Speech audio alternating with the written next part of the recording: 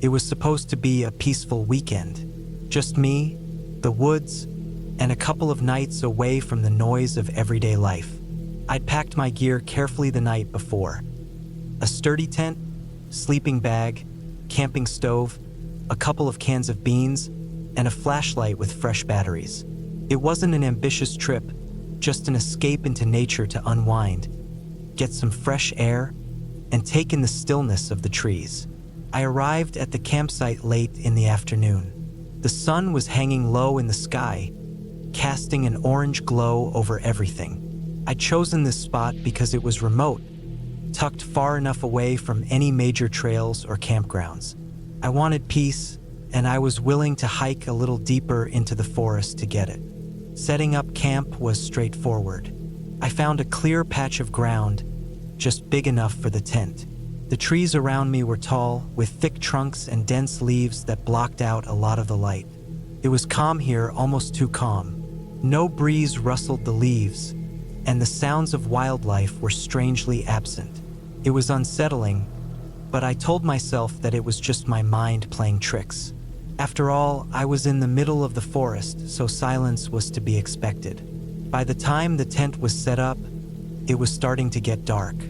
I built a small fire just outside the tent, the crackling sound a welcome contrast to the stillness of the night. I roasted a couple of sausages on the open flame, ate them quickly, and settled into the warmth of the fire. The dark sky above me was dotted with stars. It was beautiful, but there was an odd sense of isolation that I couldn't shake off. I figured it was just my mind, maybe because I hadn't camped alone in a while. I tried to calm myself, focusing on the fire. I sat back on the log I had dragged over and just stared at the flames. It was hypnotic, but as the night grew deeper, I began to hear something. It wasn't loud, but it was there, a soft sound, like a twig snapping. At first, I thought it was just some animal, maybe a squirrel or a rabbit scurrying through the brush, but the noise came again. Then again, farther off, but definitely there. I froze. There was no mistaking it now. Someone was out there. I could feel it. My heart rate picked up as the silence of the woods pressed in closer. I told myself it was probably just another camper or maybe a hiker passing through. But the more I listened, the more I realized the sounds weren't random. They were deliberate, slow, methodical steps creeping closer. I stood up, the hairs on the back of my neck standing on end. My thoughts scrambled. I had my flashlight in my pocket, but it felt like the kind of moment when any movement would draw attention to me. So I stayed still, listening. The crackling of the fire filled the silence, but the sounds of movement grew louder. The steps were definitely closer now. It wasn't the sound of an animal. This was something heavier, something with purpose. I crouched down behind the log, trying to stay hidden in the shadows of the firelight. I held my breath, straining to hear. The footsteps stopped. I waited for what felt like an eternity. There was a deep, unnerving quiet. Nothing moved. The only sound was the wind gently rustling the trees high above me. Then I heard a voice. It was faint at first, barely audible over the wind. "Hello!" The hairs on the back of my neck prickled. I didn't respond. I didn't even move. The voice was too casual, too calm. It didn't sound like a lost hiker or another camper. It didn't sound like someone who was in distress. It sounded wrong. I kept my body still, breathing shallow. The voice came again. "Is anyone out here?" It was closer now, somewhere in the darkness just beyond the reach of the firelight. I still didn't move. I wasn't sure if I was paralyzed by fear or if my instincts were just screaming at me to stay as quiet as possible. The voice was unsettling, but it wasn't enough to make me panic just yet. It was just a person, right? Maybe someone out here lost, calling for help. But there was something about it that didn't sit right with me. Something in the way it echoed off the trees, like it wasn't quite human. I waited. Silence again. Then another crack of a twig breaking underfoot. And then what sounded like a laugh.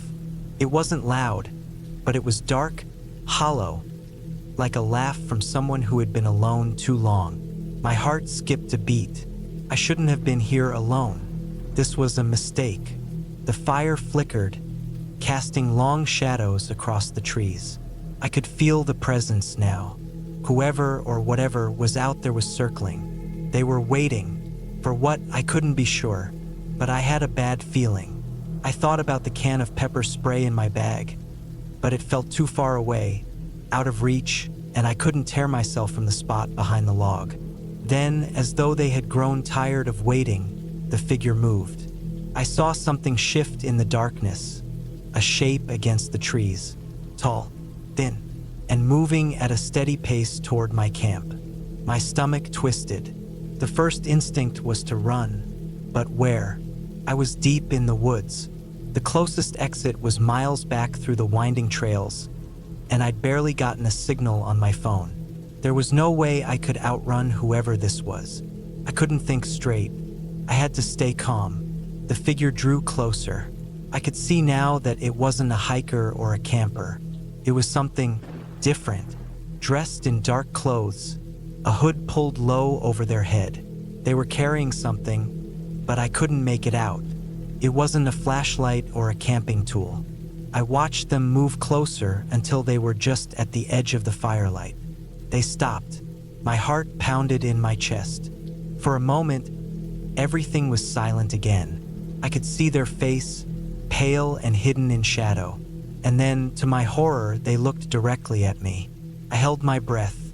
They didn't speak. They didn't make a sound. They just stared. And it felt like they were studying me, waiting to see if I would make a move. I didn't. After what felt like forever, they slowly turned and walked off into the woods, the faint crunch of leaves beneath their feet becoming quieter until it was completely gone. For a few moments, I didn't move. I stayed crouched behind the log, my hands shaking, my mind racing. What had just happened? Who was that? Why were they watching me? When I finally dared to peek out, there was nothing but darkness and the remains of my fire. The flames were dying, and the woods were eerily quiet again.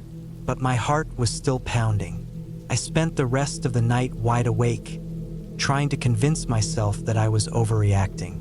I told myself it was some kind of prank. Maybe someone else camping out here, just messing with me. But deep down, I knew better. No one else had been around when I arrived. The road was far too far from here for anyone to just wander in. And no one walked like that. When dawn finally broke, I packed my things quickly. I was out of there before the sun had even fully risen. I didn't look back. I didn't care to know who that figure was or why they were out there. As I drove away from the woods, my heart slowly started to return to a normal pace. The strange feelings, the terror of the unknown, were still with me, but I told myself it had been a fluke. It was probably nothing. Maybe it was just the isolation. Maybe I had been imagining things. I had no proof of anything. It didn't matter. What mattered was that I was leaving, and I was going to be okay. But as I glanced in the rearview mirror, I saw something that made my heart stop. It was barely visible, but there, standing at the edge of the woods, just outside the reach of the road, the same figure, watching.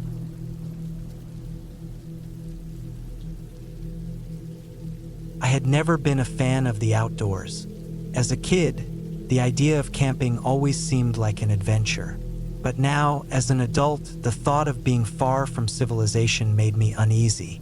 Still, when my friends convinced me to join them on a weekend camping trip, I reluctantly agreed. It was supposed to be a simple getaway, a few days of fresh air, a campfire, and good company. But as soon as we reached our campsite, I had the strange feeling that something was off. We arrived at a secluded spot in the woods. No cell service, no nearby towns, just dense trees and the sounds of the wild. The place was beautiful, no doubt, with towering pines and a small creek running nearby. But it felt eerily quiet, too quiet. There were no birds chirping, no rustling in the leaves, nothing. It was as if the entire forest was holding its breath. We set up our tents and gathered firewood, chatting casually as the sun began to dip behind the trees. The air grew cooler, and shadows stretched long across the campsite. I couldn't shake the feeling of being watched, but I chalked it up to my overactive imagination. I wasn't used to being so far out in nature, and the unfamiliarity was making me jumpy. By the time the fire was crackling, and we were all sitting around it, the only sound in the air was the occasional crackle of the flames. My friends were telling stories and laughing, but I couldn't concentrate. My eyes kept drifting to the edges of the campsite, where the trees stood like silent sentinels, casting long, dark shadows. It was then that I noticed something strange. At the far end of our campsite, just past the tree line, there was a flicker of movement. I squinted, but it was too dark to make out anything clearly. It wasn't an animal, though. I could tell that much. The movement was too deliberate, too slow. I told myself it was probably just my imagination playing tricks on me. After all, we were in the middle of nowhere, surrounded by wildlife, and my mind was probably overreacting. But then I saw it again. A figure, tall and thin, moving between the trees. It wasn't a person. I could tell by the way it moved, like it was gliding through the shadows, almost as if it didn't quite belong in the world. I jumped when one of my friends, Sarah, tapped me on the shoulder.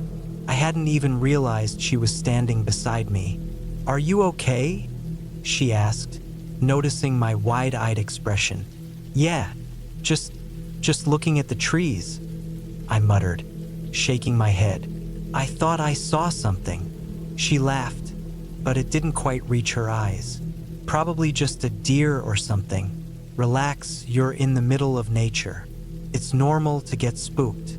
I nodded, trying to shake off the unease that was creeping up my spine. But I couldn't ignore the feeling that something was out there, watching us. As the night wore on, the sounds of the forest seemed to grow louder. The wind rustling through the leaves, the occasional crack of a twig snapping underfoot.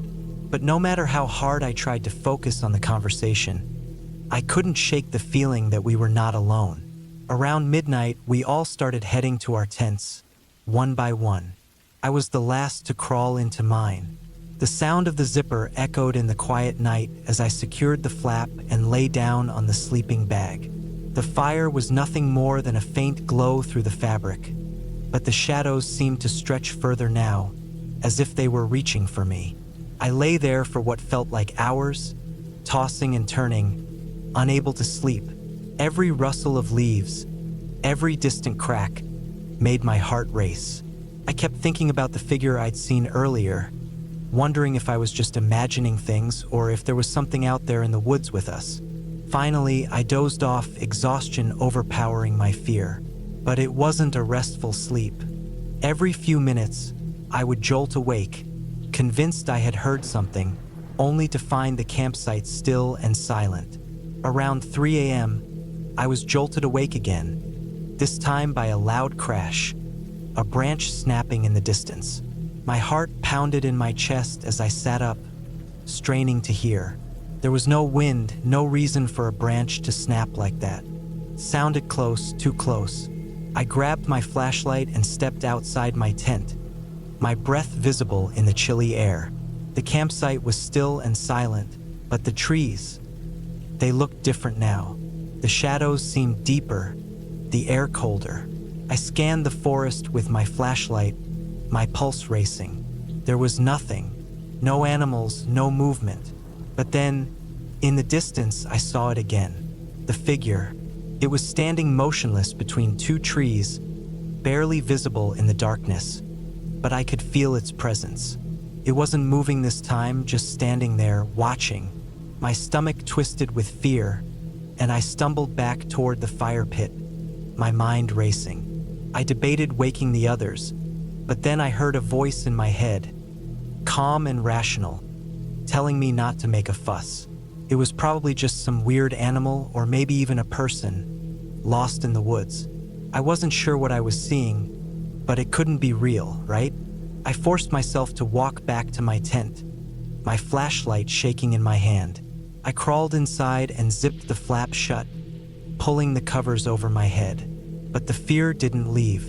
In the silence of the tent, I could hear every creak of the trees, every gust of wind. I pressed my hands over my ears, trying to drown out the sounds. The hours dragged on, and I couldn't shake the feeling that something was wrong. My mind kept playing tricks on me, making me think I heard footsteps, whispers just beyond the fabric of my tent. I finally drifted into a restless sleep just as the first light of dawn broke through the trees. When I woke up, it was nearly morning. The sun was low in the sky, casting a warm, golden light over the campsite. The air was still, and the forest seemed almost peaceful now. The figure I had seen the night before was gone. I couldn't tell if I had imagined it or if it had been real. I stepped outside, rubbing my eyes and stretching. My friends were already up, gathering around the campfire. They didn't seem fazed at all, talking and laughing like it was just another day. I almost told them what had happened, but the words caught in my throat. I didn't want to sound crazy. We packed up and began the hike back to the car, the forest now bathed in soft morning light. The hike back was uneventful, and I felt a strange sense of relief as we neared the edge of the woods. But as I looked back at the trees, I saw something, a movement, just on the edge of the clearing. It wasn't the figure, but it was something just as unsettling. A small, weathered sign nailed to a tree that I had never noticed before. It read, "Stay out." I stared at it for a long time, feeling a chill run down my spine. I didn't know what to make of it, but something told me we weren't supposed to be there. We left the forest behind, driving back towards civilization. The air in the car felt warmer, less oppressive, but I couldn't shake the feeling that whatever was out there in the woods was still watching. I never went camping again after that trip. I don't know what I saw that night, but I know it wasn't just my imagination. And to this day, I don't tell people the full story. I don't need to. All I know is that some places are meant to be left alone, and some things are better left undisturbed. I've always been the type to appreciate quiet moments in nature. There's something calming about being away from the noise of the city, surrounded by the smell of pine trees and the distant sound of a river flowing. I'd been camping plenty of times before, but this trip was different. It was a solo adventure, no distractions, no group of friends, just me, a tent, a campfire, and the wilderness. The plan was simple. Hike to the spot I'd picked out on the map, set up camp, and spend a couple of nights just relaxing in the woods. I chose an area a few miles off any well-traveled paths, thinking it would give me that perfect isolation I craved. The hike itself wasn't difficult. The trail was well-marked, and the weather was perfect. No clouds in the sky, just sun and a cool breeze. I reached the campsite by mid-afternoon, a small clearing in a dense patch of forest. It was the perfect spot. The ground was flat, and there was a stream running nearby, just loud enough to mask any strange noises in the night. I set up my tent with ease, enjoying the physicality of it all. Everything was going smoothly, and I felt a sense of calm settle over me as I worked. The sun was beginning to set, so I gathered some firewood and started a small campfire. The warmth felt good as the air cooled down, and the fire crackled, sending small embers into the darkening sky. I cooked a simple meal, some rice and vegetables I'd packed, and ate it while staring into the flames. It was peaceful, almost meditative. By the time the sky turned fully dark, I was sitting by the fire, sipping hot tea from my thermos. That's when I first noticed something unusual. The forest, which had been alive with the sounds of crickets and rustling leaves, seemed quieter now. Too quiet. There was an eerie stillness that I couldn't explain. It wasn't like the forest had fallen asleep, but more like something had silenced it. I shook it off, telling myself it was just my mind playing tricks. The night passed slowly. I watched the stars above and listened to the occasional crack of a branch as small animals moved through the woods. I didn't think much of it, but I did feel like I wasn't entirely alone. It wasn't anything that made me want to pack up and leave, but it was a feeling that I couldn't shake. At some point, I decided to call it a night. I put out the fire, crawled into my tent, and zipped it up, settling down on my sleeping pad. The night air was cool, and the faint smell of pine and damp earth filled the tent. I tried to sleep, but I couldn't get comfortable. The silence was unnerving, and every time I closed my eyes, I imagined something moving just outside my tent. I'd hear a twig snap or a distant rustle, and I'd freeze, waiting for another sound.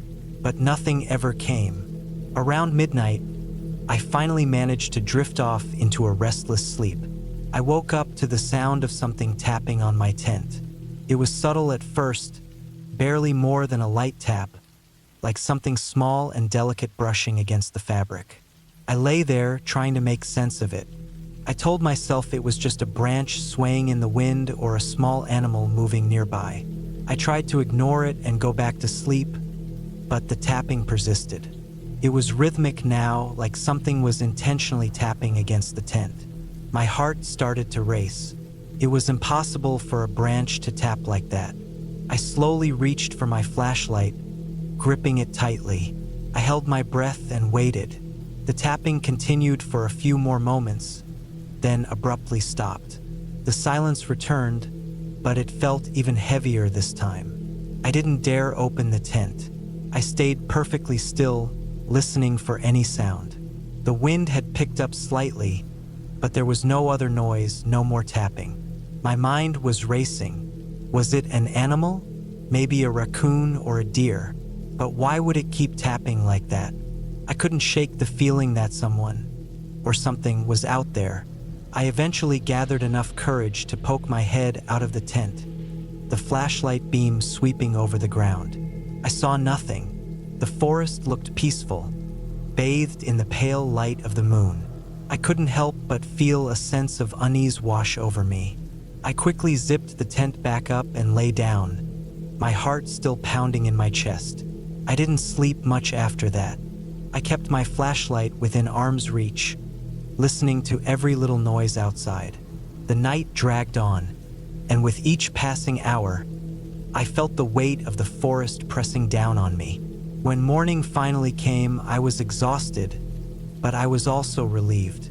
The sun rising over the trees helped to ease my nerves, and the birds had returned to singing. I packed up quickly, eager to leave the campsite. I couldn't shake the feeling that something was off, that maybe the quiet night wasn't just a coincidence. I decided to cut my trip short.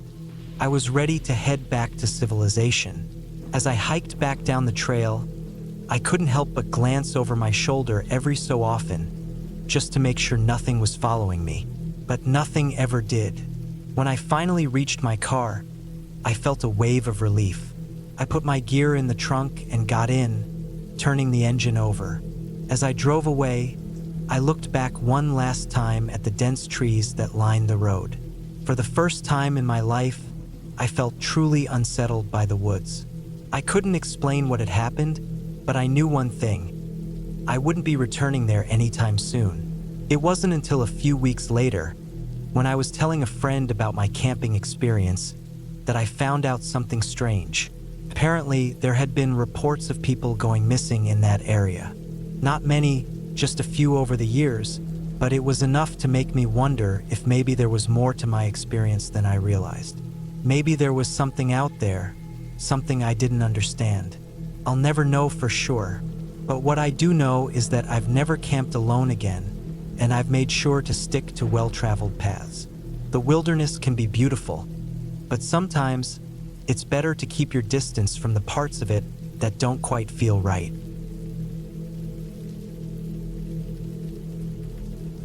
It was the kind of weekend that most people would dream of. Perfect weather, a little chilly but not too cold, the kind of crisp autumn air that makes you feel alive. The sun was starting to dip behind the trees, casting long shadows across the dirt trail as I set up my tent in the clearing. There were no other campers around, which I thought was strange but not unsettling. The area was supposed to be a popular spot, but I hadn't seen another soul on the trail for hours. I wasn't alone, though. My best friend Chris was with me as usual, but I had a feeling that this trip would be different. The plan was simple: hike in, camp overnight, and hike back the next day. A quick getaway from the busy noise of the city, a chance to reconnect with nature. Nothing special. We'd done this hundreds of times before all over the country, but something felt off from the start. The quiet was too quiet. There were no birds, no rustling in the trees, not even the sound of insects. I kept brushing it off, telling myself it was just my imagination, but I couldn't shake the feeling that someone, or something, was watching us. We settled in for the night, a small campfire flickering between us. Chris was already cracking open a beer, talking about work or some dumb thing that didn't matter. I tried to pay attention, but my mind kept drifting. It was getting darker faster than I had expected, and soon the woods around us were engulfed in shadow. That's when I heard it, a faint crunch of leaves. It was far enough away to make me think I was hearing things, but not so far that it felt like it came from the wind. It wasn't the sound of an animal. No, it was too rhythmic, almost deliberate. I looked up at Chris, but he didn't seem to notice. He was busy with his own thoughts, staring into the fire. I turned my head back toward the woods, straining my ears. It was still there, coming from the direction of the trail we had walked in on. Maybe it was another hiker? But then why hadn't they passed us earlier? No, this felt different. The sounds weren't random. It was like someone was moving with purpose, maybe circling the campsite, maybe waiting. Did you hear that? I asked, my voice almost a whisper. Chris glanced up from his beer. What? I don't hear anything. I stood up, suddenly feeling tense. Never mind. I'll go check it out. Are you serious? Chris laughed, but there was a nervous edge to it. You're not doing that, man. Just relax. It's probably a deer or something. I didn't argue with him. I just grabbed the flashlight from the backpack and walked a little farther into the trees. I didn't feel scared, not at first, but the farther I went, the more I couldn't shake the sense that I wasn't alone. The crunching was louder now, closer. The beam from my flashlight cut through the darkness, revealing nothing but trunks of trees and the thick underbrush. I took a few more steps, and that's when I saw it. A flash of movement. Not a person, not an animal, but something wrong. I froze. I couldn't see what it was, but I knew it wasn't right. The way it moved, sliding between the trees with no sound, no branches snapping, no leaves rustling. I turned quickly, heart pounding, and stumbled backward toward the campsite. I had to get back to Chris. This wasn't normal. But when I reached the clearing, something else was wrong. The campfire had died down. Chris was gone. The tent was still there, but there were no signs of him. It was like he had just disappeared. I called his name, my voice sounding strange in the empty night. No response. Panic started to claw at my chest. I ran around the camp, calling out for him, checking the woods near the trail, but there was no sign of him. What the hell was going on? My mind raced. There was no way he'd just left. Not like this. We'd been together the whole time. Then it hit me, the sound. The crunching leaves, the movement in the trees. It wasn't something I had imagined. It wasn't a coincidence. I grabbed my pack and stuffed whatever I could into it. Water, food, a few random supplies, and ran to the trail. The path was wide enough that I could make good time, but my legs felt like lead. The light from the flashlight barely cut through the thick blackness. It was colder now, the kind of cold that seeps into your bones. I needed to find Chris, but the woods felt like they were closing in on me. I didn't even know how much time passed. Maybe it was an hour, maybe more. The sounds around me were no longer just the occasional crunching leaves. There were other noises now, too. Distant, almost like whispers, too faint to make sense of, but they were there. Then I saw something, a figure in the distance, standing at the edge of the trees. First, I thought it was Chris, but it wasn't. It was too still. I called out, but it didn't respond.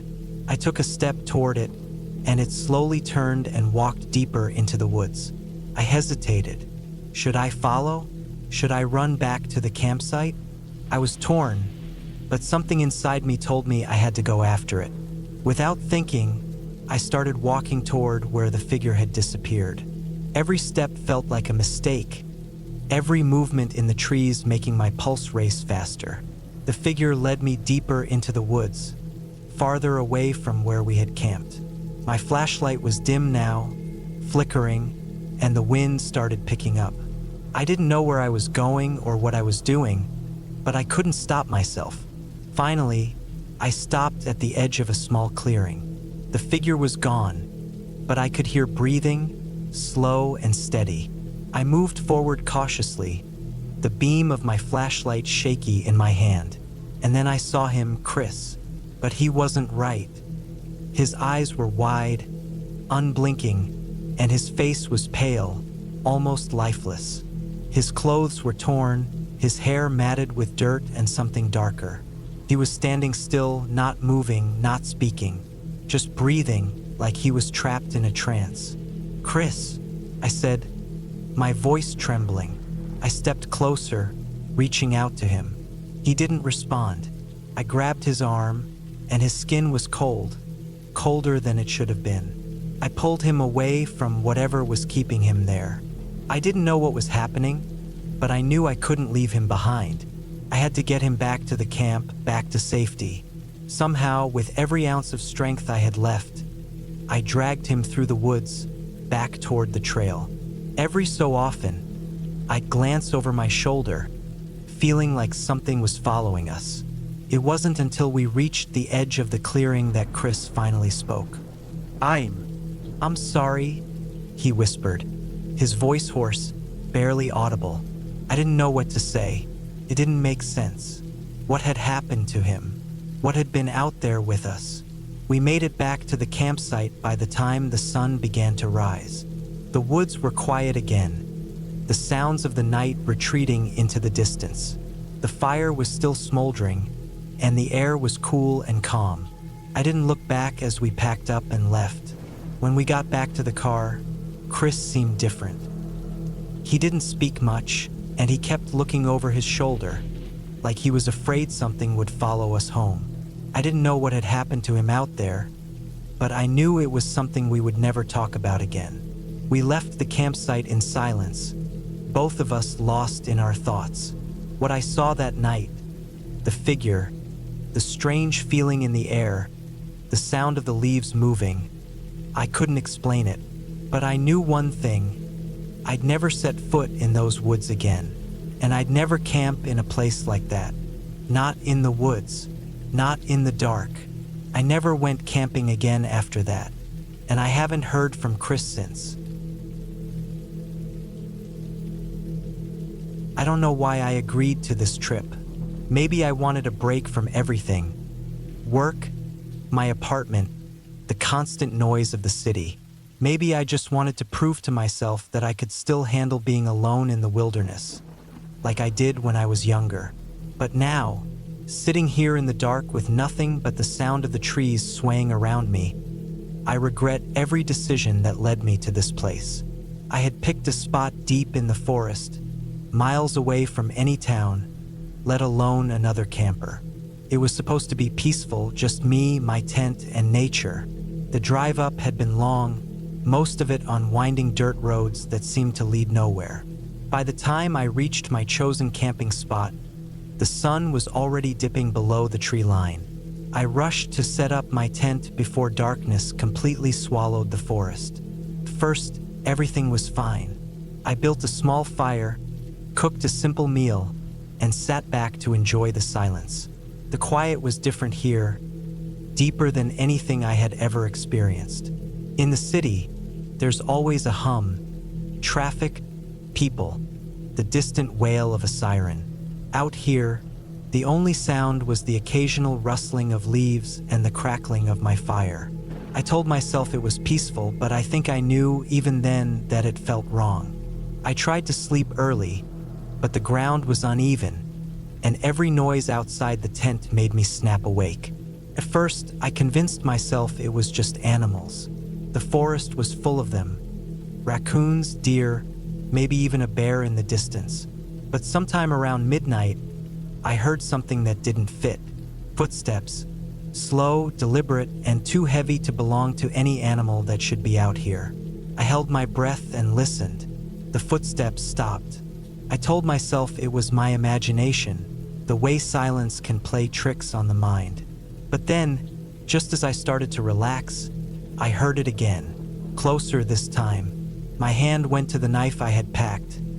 Not for protection, really, just something I always brought camping. Now, I gripped it so hard my knuckles ached. For what felt like hours, I lay there, unmoving, listening. The footsteps would come and go, sometimes near, sometimes further away.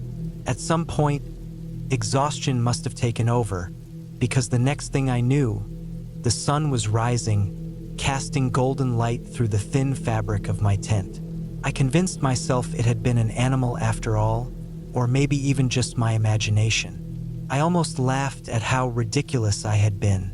I spent the day exploring, forcing myself to enjoy the solitude. I walked for miles, following a small stream, taking in the sights, the fresh air. By afternoon, I almost believed I had just let my mind get the best of me. But when I returned to camp, my stomach dropped. My fire pit had been disturbed. The stones I had carefully placed around it were kicked aside, and the ashes were scattered. I tried to think of a reason. An animal, maybe, a strong wind.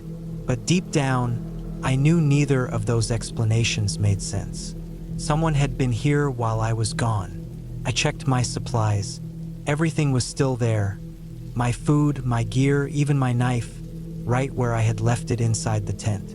That should have reassured me, but it didn't. Whoever had been here hadn't taken anything. They had just messed with my campsite. That was worse somehow. I thought about leaving, packing everything up and driving straight home. But I told myself I was overreacting. I had come out here to escape, to enjoy nature, and I wasn't going to let paranoia ruin that. So, I rebuilt the fire pit, made dinner, and tried to shake the feeling of being watched. That night, the footsteps came again. This time, they were closer. I didn't move. I barely breathed. I just listened. They circled my tent, slow and steady. My heart pounded so hard I thought it would shake the thin walls of my shelter. Then, just as suddenly as they had started, they stopped. Silence stretched out, thick and suffocating. And then the whispering began. It wasn't words, not really. Just a low, breathy sound, like someone trying to speak but never quite forming the syllables. Came from just outside the tent. I felt the hairs on my arms stand on end. I gripped my knife so tightly my fingers ached. I don't know how long it lasted. Minutes? Hours? Time had no meaning in that darkness. But eventually, the whispering faded, and the footsteps retreated. I waited until dawn before I dared to move. The first thing I noticed when I stepped outside was the footprints. They were human, barefoot, dozens of them, circling my tent, overlapping each other. Some led off into the trees, disappearing into the shadows of the forest. I didn't hesitate this time. I packed my things as fast as I could, shoving everything into my backpack without care. I didn't even bother eating. I just needed to leave. The hike back to my car felt twice as long. Every snap of a twig, every rustling leaf sent my heart into overdrive. I kept looking over my shoulder, expecting to see someone or something following me, but I saw nothing, just trees, endless trees. When I finally reached my car, I practically threw myself inside and locked the doors. My hands were shaking so badly it took me 3 tries to get the key into the ignition. The engine roared to life, and I peeled out of there, kicking up dirt and gravel as I sped down the road. I didn't stop driving until I was hours away, back in civilization, surrounded by buildings and streetlights and people. Only then did I let myself breathe. I don't know who or what was out there in those woods. I don't want to know. All I know is that I won't be going camping alone again, ever.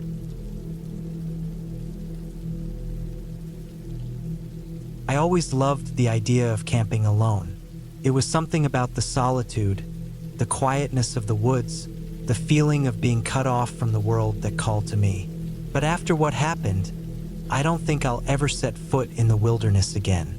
It started as a simple trip. I packed light, just the essentials. A tent, sleeping bag, fire-starting tools, a few cans of food, a water filtration kit, and a knife. I wasn't new to this. I had been camping since I was a teenager, always alone, always far from people. I liked the isolation. It made me feel free. This time, I chose a remote spot deep in the mountains. It was late autumn, the air was crisp, and the forest was thick with trees that had started to shed their leaves. I had researched the area well. There were no major predators, no dangerous terrain. It was just me and the wilderness, exactly how I liked it. The hike in was long and exhausting, but peaceful. I walked for about 6 hours, following a barely marked trail that eventually led me to a clearing near a slow-moving river. It was perfect. The ground was flat, the trees formed a natural barrier against the wind, and the water was close enough for convenience but far enough that I wouldn't have to worry about any flooding.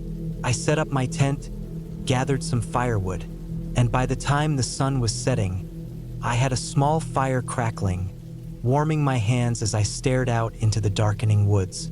That first night was uneventful. Just the usual sounds of the forest, branches creaking, leaves rustling, the distant hoots of an owl. I slept well. The next day, I decided to explore the area. I left most of my gear behind and took only my knife and a small pack with some food and water. The forest was dense, but I marked my way carefully, breaking small branches and carving notches into tree trunks so I wouldn't get lost. The deeper I went, the more I felt that strange sense of peace that only true isolation brings. But then I started noticing strange things. First, there were the trees. Some of them had deep gouges in their bark. Long, jagged scratches that didn't look natural. They were too high up to be from a bear, too deep to be from an animal just rubbing against them. It was as if something had deliberately cut into them with sharp claws or blades. Then I found the bones. At first, I thought they were animal bones. Small ones, scattered around in odd patterns, half buried under leaves. But then I found a larger one, a femur human-sized. It was old, weathered, but unmistakably human. My stomach turned. I tried to convince myself it wasn't what it looked like. Maybe it was just a deer's bone. Maybe I was letting my imagination get to me. But then I saw the campsite, or rather, what was left of it. It wasn't much, just a few rusted tent poles, some torn fabric, and the remnants of a fire pit. It had been abandoned for years, maybe decades, but there was something unsettling about it. The way the tent was shredded not just collapsed from time, but torn open, like something had clawed through it.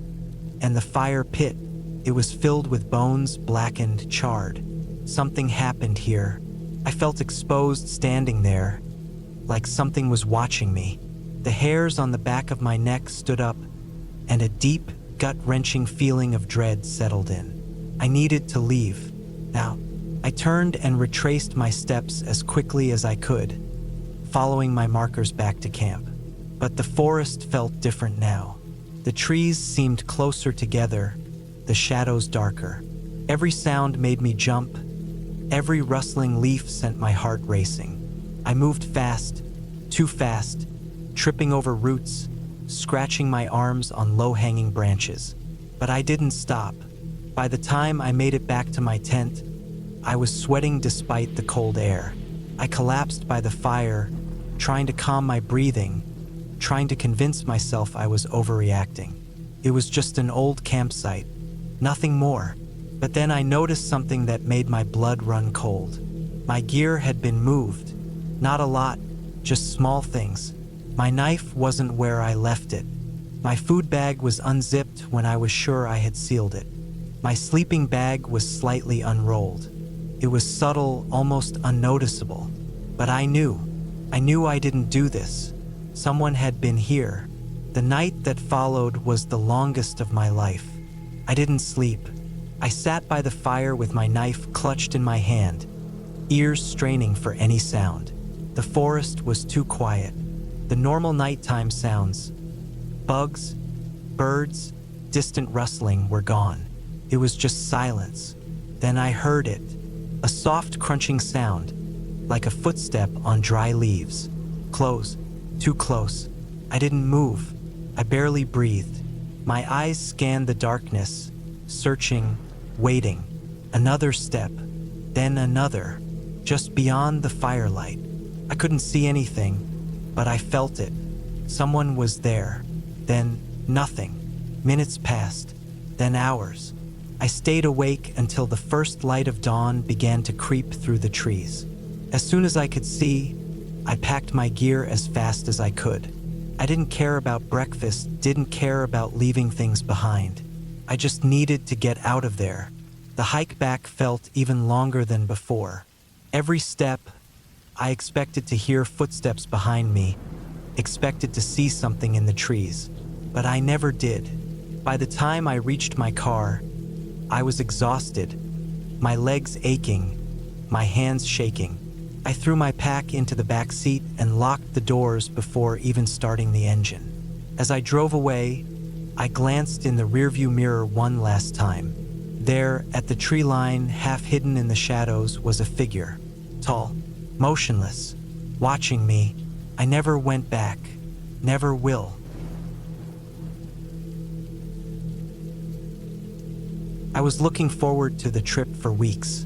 A weekend out in the woods, away from the noise of the city. Just me, my tent, and the quiet of nature. I'd picked a remote spot in a dense forest about 4 hours from home. Far enough that I wouldn't hear any cars, but not so far that I couldn't hike back to civilization if something went wrong. I was prepared. At least I thought I was. The drive up was peaceful. The last hour of it was on an old dirt road, full of dips and ruts that made my truck rattle like it was about to fall apart. I didn't mind. It added to the feeling of isolation I was looking for. By the time I pulled up to the trailhead, the sun was already beginning its descent. I checked my phone, no service. Perfect. I strapped on my pack, locked the truck, and started down the narrow trail into the woods. The air smelled of pine and damp earth, and the sound of birds and rustling leaves filled the space around me. It was everything I wanted. The hike was about 2 miles to the clearing I had scouted out on the map, far enough to feel secluded, but not too far in case I needed to head back unexpectedly. By the time I reached the clearing, the light was fading fast. The spot was perfect. A small patch of flat ground surrounded by thick trees, with a quiet stream trickling nearby. I set up my tent, rolled out my sleeping bag, and started a small fire. It wasn't cold yet, but I liked the way the flames flickered and crackled in the growing darkness. After heating up some canned food over the fire, I sat back and listened to the sounds of the forest. It was peaceful, until it wasn't. It started as a soft rustling in the bushes, maybe 20 feet away. I assumed it was a small animal, a raccoon, maybe a deer. I ignored it, but then the sound came again, closer this time. A slow, deliberate movement. Not the quick, skittish steps of an animal, but something heavier, something cautious. I grabbed my flashlight and aimed it toward the noise. The beam cut through the darkness, landing on nothing but thick brush. My fire popped loudly, making me jump. I laughed at myself. The woods were full of noises, twigs snapping, leaves shifting. It was normal. I convinced myself it was just my nerves, and used to being alone in the wild.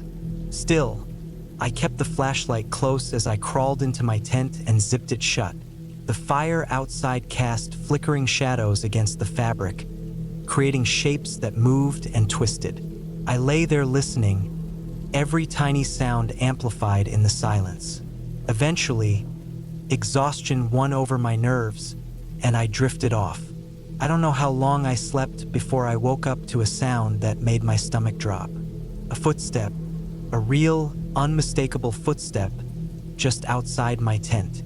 It wasn't an animal. It wasn't the wind. It was a foot, pressing into the dirt and shifting slightly as weight was placed on it. My breath caught in my throat. I didn't move. My heart pounded so loudly I was sure whoever or whatever was outside could hear it. Then another step, closer. I strained my ears, trying to hear more, but the blood rushing through my head made it hard to focus. I wanted to convince myself it was nothing, but deep down, I knew better. Something was out there. Slowly, I reached for the knife I kept next to my sleeping bag. My fingers wrapped around the handle, gripping it so tightly my knuckles ached. I didn't dare make a sound. Another step, right next to my tent. I could hear breathing now, slow, heavy. I held my breath, every muscle in my body locked in place. The seconds stretched into what felt like hours. Then, without warning, the sound of shuffling footsteps moved away, disappearing into the forest. I stayed frozen, listening until I couldn't hear anything else. Then, slowly, I reached for my flashlight. My hand was shaking as I clicked it on, the beam cutting through the darkness of my tent. Carefully, I unzipped the flap just enough to peek outside. The fire had burned low, casting weak orange light across the clearing. Nothing looked disturbed. No tracks, no sign of anything unusual. But I knew what I had heard. I wasn't imagining it. I waited, listening. Nothing. The forest was still. I had two choices: stay put and try to make it through the night, or pack up and leave. I wanted to believe that whatever had been out there was gone, that it was just some passing hiker who hadn't seen my tent. But that didn't make sense. Why would someone be out here in the middle of the night, walking right up to my tent, then leaving without a word? I made up my mind. I wasn't staying. As quietly as I could, I began packing up my gear. Every rustle of my sleeping bag, every zip of my pack felt deafening in the silence. I doused the fire, grabbed my flashlight, and stepped out of the tent. The night was thick and suffocating. The moon barely lit the ground through the dense canopy. I kept my flashlight low, scanning the area as I moved toward the trail. Then I saw them, footprints, fresh ones, leading from the trees right up to my tent. But here's what made my stomach drop. They weren't shoe prints. They were bare feet. I didn't wait to look around. I didn't care what else I might see. I turned and started walking, fast but quiet, my ears straining for any sound behind me. Every few steps, I glanced back, my flashlight bouncing off the trees. The feeling of being watched crawled over me like insects.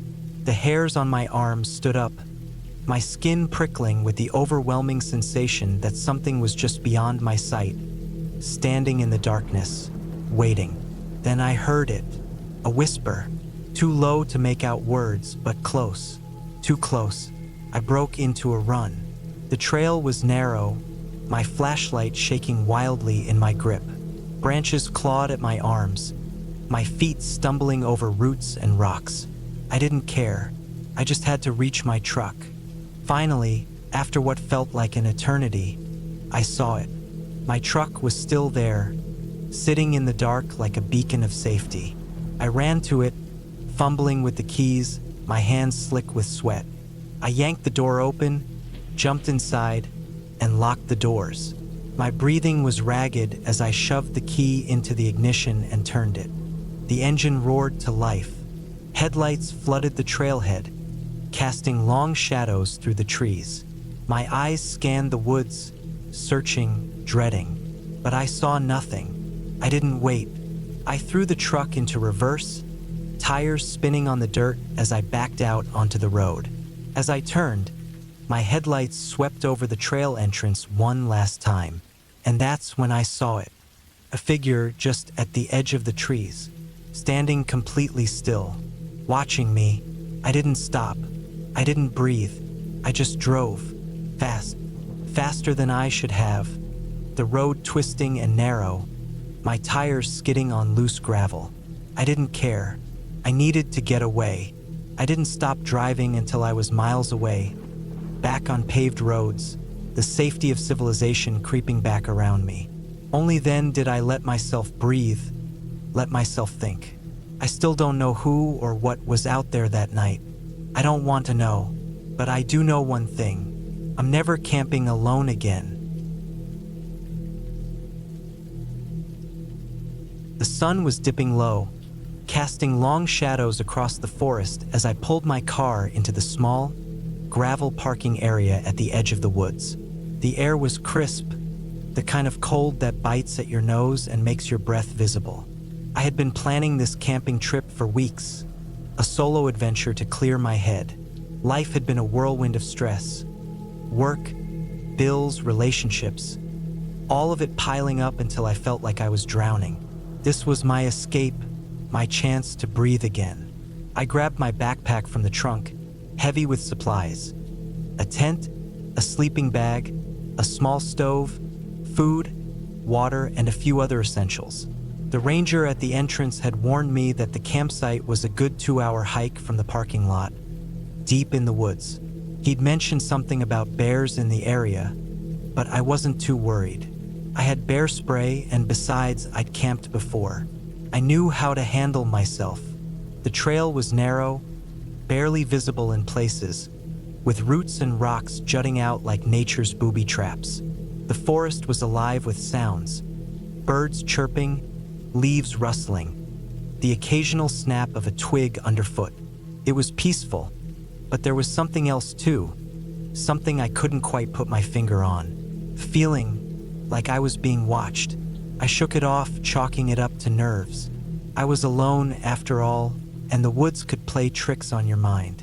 By the time I reached the campsite, the sun had almost completely set, leaving the forest in a dim, eerie twilight. The site was small, just a cleared patch of ground with a fire pit in the center.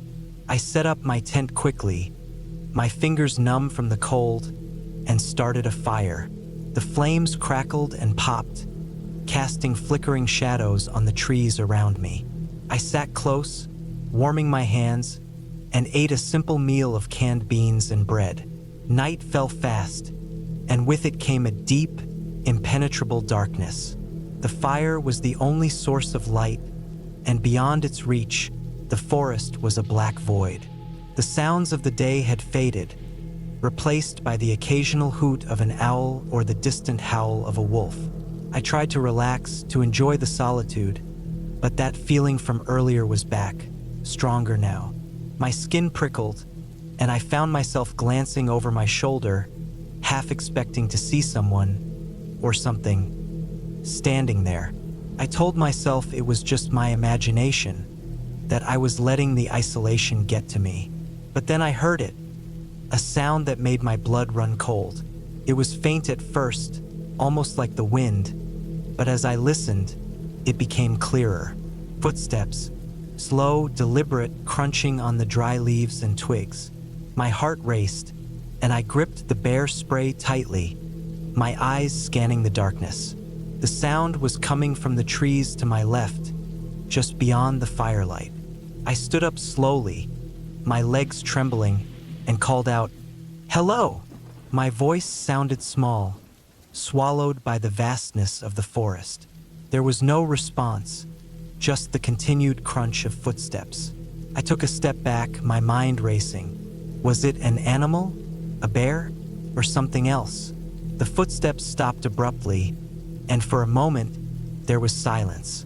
Then, from the shadows, a figure emerged. It was a man, tall and thin, dressed in dark, tattered clothing. His face was gaunt, his eyes hollow, and he moved with an unnatural grace, like a predator stalking its prey. My breath caught in my throat, and I took another step back, my hand tightening on the bear spray. He didn't say anything, just stared at me with those empty eyes, his head tilted slightly, as if he was studying me. "What do you want?" I asked, my voice shaking. He didn't respond, just took a step closer. I raised the bear spray, my finger on the trigger, and shouted, "Stay back!" He stopped, but his gaze never wavered. I could feel the weight of it, like he was looking straight through me, into my soul. The seconds stretched into what felt like hours, the two of us standing there, locked in a silent standoff. Then, without warning, he turned and disappeared back into the trees, his footsteps fading into the night. I stood there, frozen, my heart pounding in my chest. What the hell had just happened? Who was that man? And why had he been watching me? I didn't sleep that night. I stayed by the fire, the bear spray clutched in my hand, my eyes darting to every shadow, every rustle of leaves. The forest, once peaceful, now felt like a prison, the trees closing in around me. I kept replaying the encounter in my mind, trying to make sense of it, but there was no explanation. Just a man, appearing out of nowhere, staring at me with those hollow eyes. When the first light of dawn finally broke through the trees, I packed up my gear as quickly as I could.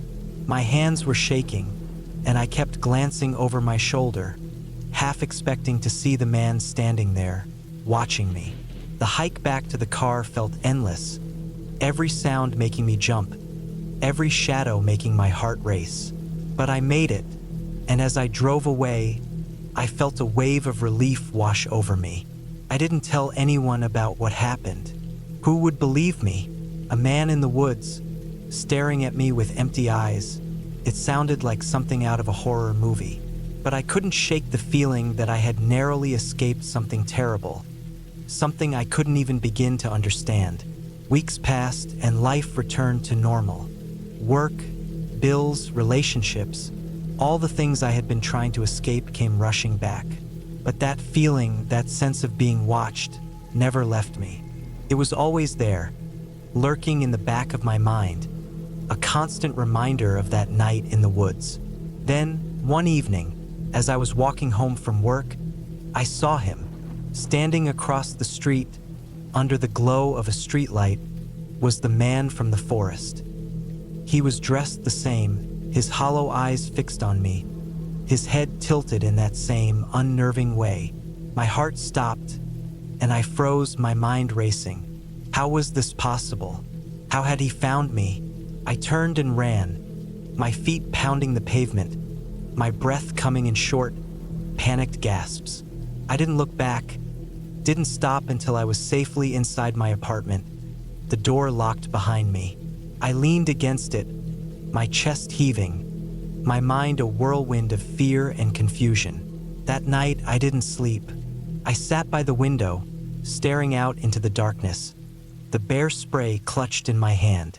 The man was out there somewhere watching me. I could feel it, and I knew, deep down, that this wasn't over. Whatever had started in the woods, whatever connection had been made between us, it wasn't something I could just walk away from. Days turned into weeks, and the man didn't reappear. I started to relax, to convince myself that maybe it had all been in my head, a product of stress and exhaustion. But then, one night, as I was lying in bed, I heard it. The sound of footsteps, slow and deliberate, just outside my window. My heart raced, and I sat up, my eyes fixed on the curtains.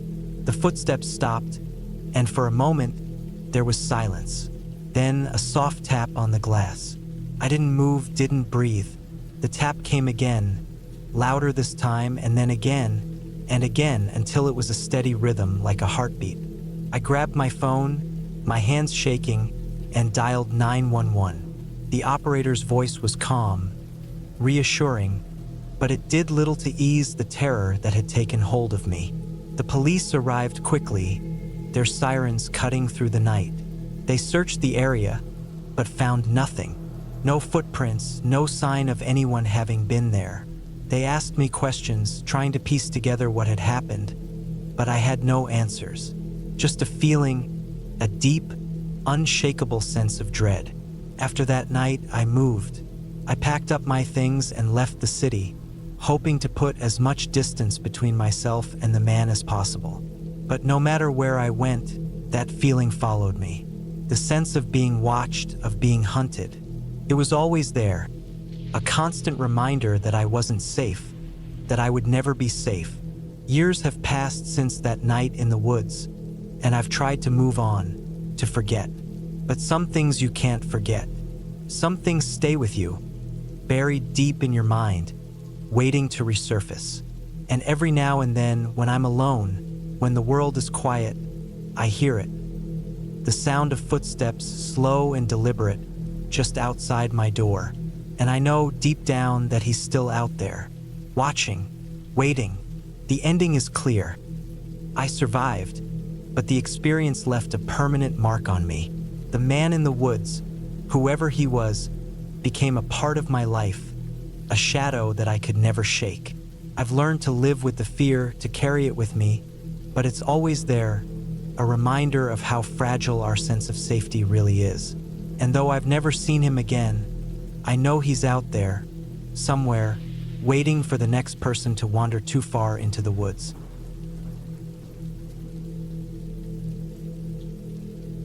Started as a simple weekend trip. Just me, alone in the woods, a way to clear my head. I needed the space, the silence. I had been feeling overwhelmed lately, and getting away from everything felt like the right move. No phone, no distractions. Just me, the trees, and the quiet. I picked a remote spot deep in the national forest, far from any designated campgrounds. I wanted solitude, and I got it. I parked my truck off a dirt road and hiked 2 miles in, carrying everything I'd need on my back. It was late afternoon when I arrived at the clearing. Tall pines surrounded me, their trunks thick and dark, their branches high and dense. The air smelled fresh, earthy. The sun was dipping, casting long shadows, but I had plenty of time to set up camp. I pitched my tent near a fallen log, close enough to a small stream that I could collect water, but not so close that I'd worry about flooding if it rained. I built a fire pit, gathered wood, and got a blaze going before nightfall. I felt good, relaxed. The air was cool but not cold, and the forest was alive with the sounds of chirping insects and rustling leaves.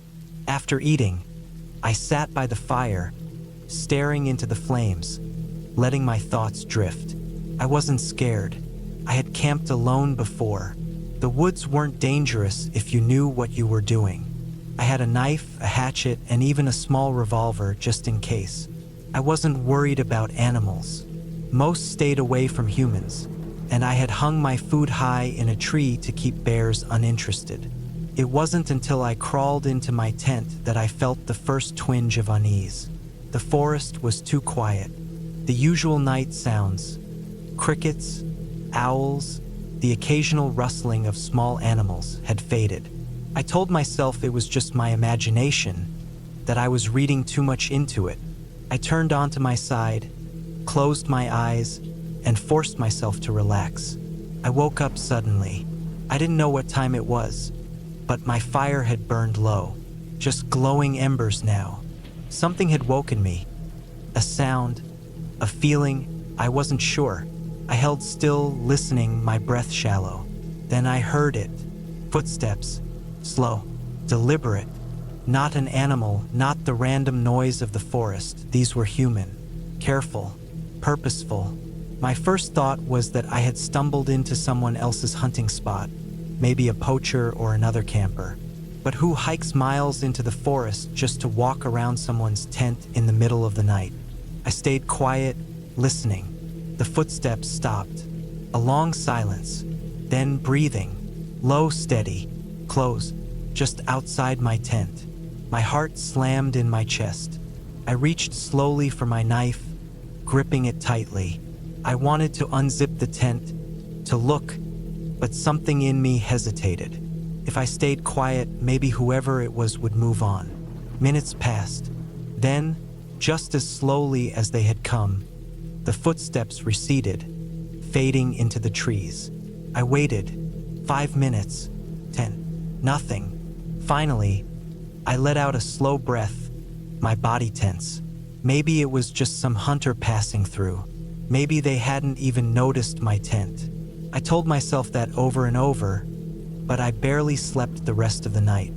Morning came, and I crawled out of my tent, stretching, pretending everything was fine. But then I saw them, footprints in the dirt around my camp. They weren't mine. I followed them a few feet before they disappeared into the underbrush. Whoever it was hadn't come from the direction of the road. They had come from deeper in the forest. I considered packing up and leaving, but I pushed the thought away. Maybe it had been another camper, lost or curious. I wasn't going to let my imagination ruin the trip. I shook it off, made breakfast, and spent the day exploring. I hiked up to a ridge that overlooked the valley, carved my initials into a tree, and let the sun chase away the uneasy feeling from the night before. By the time I returned to camp, the sky was darkening. I started a fire and cooked dinner, telling myself it had just been a fluke. A weird, unsettling moment, but nothing more.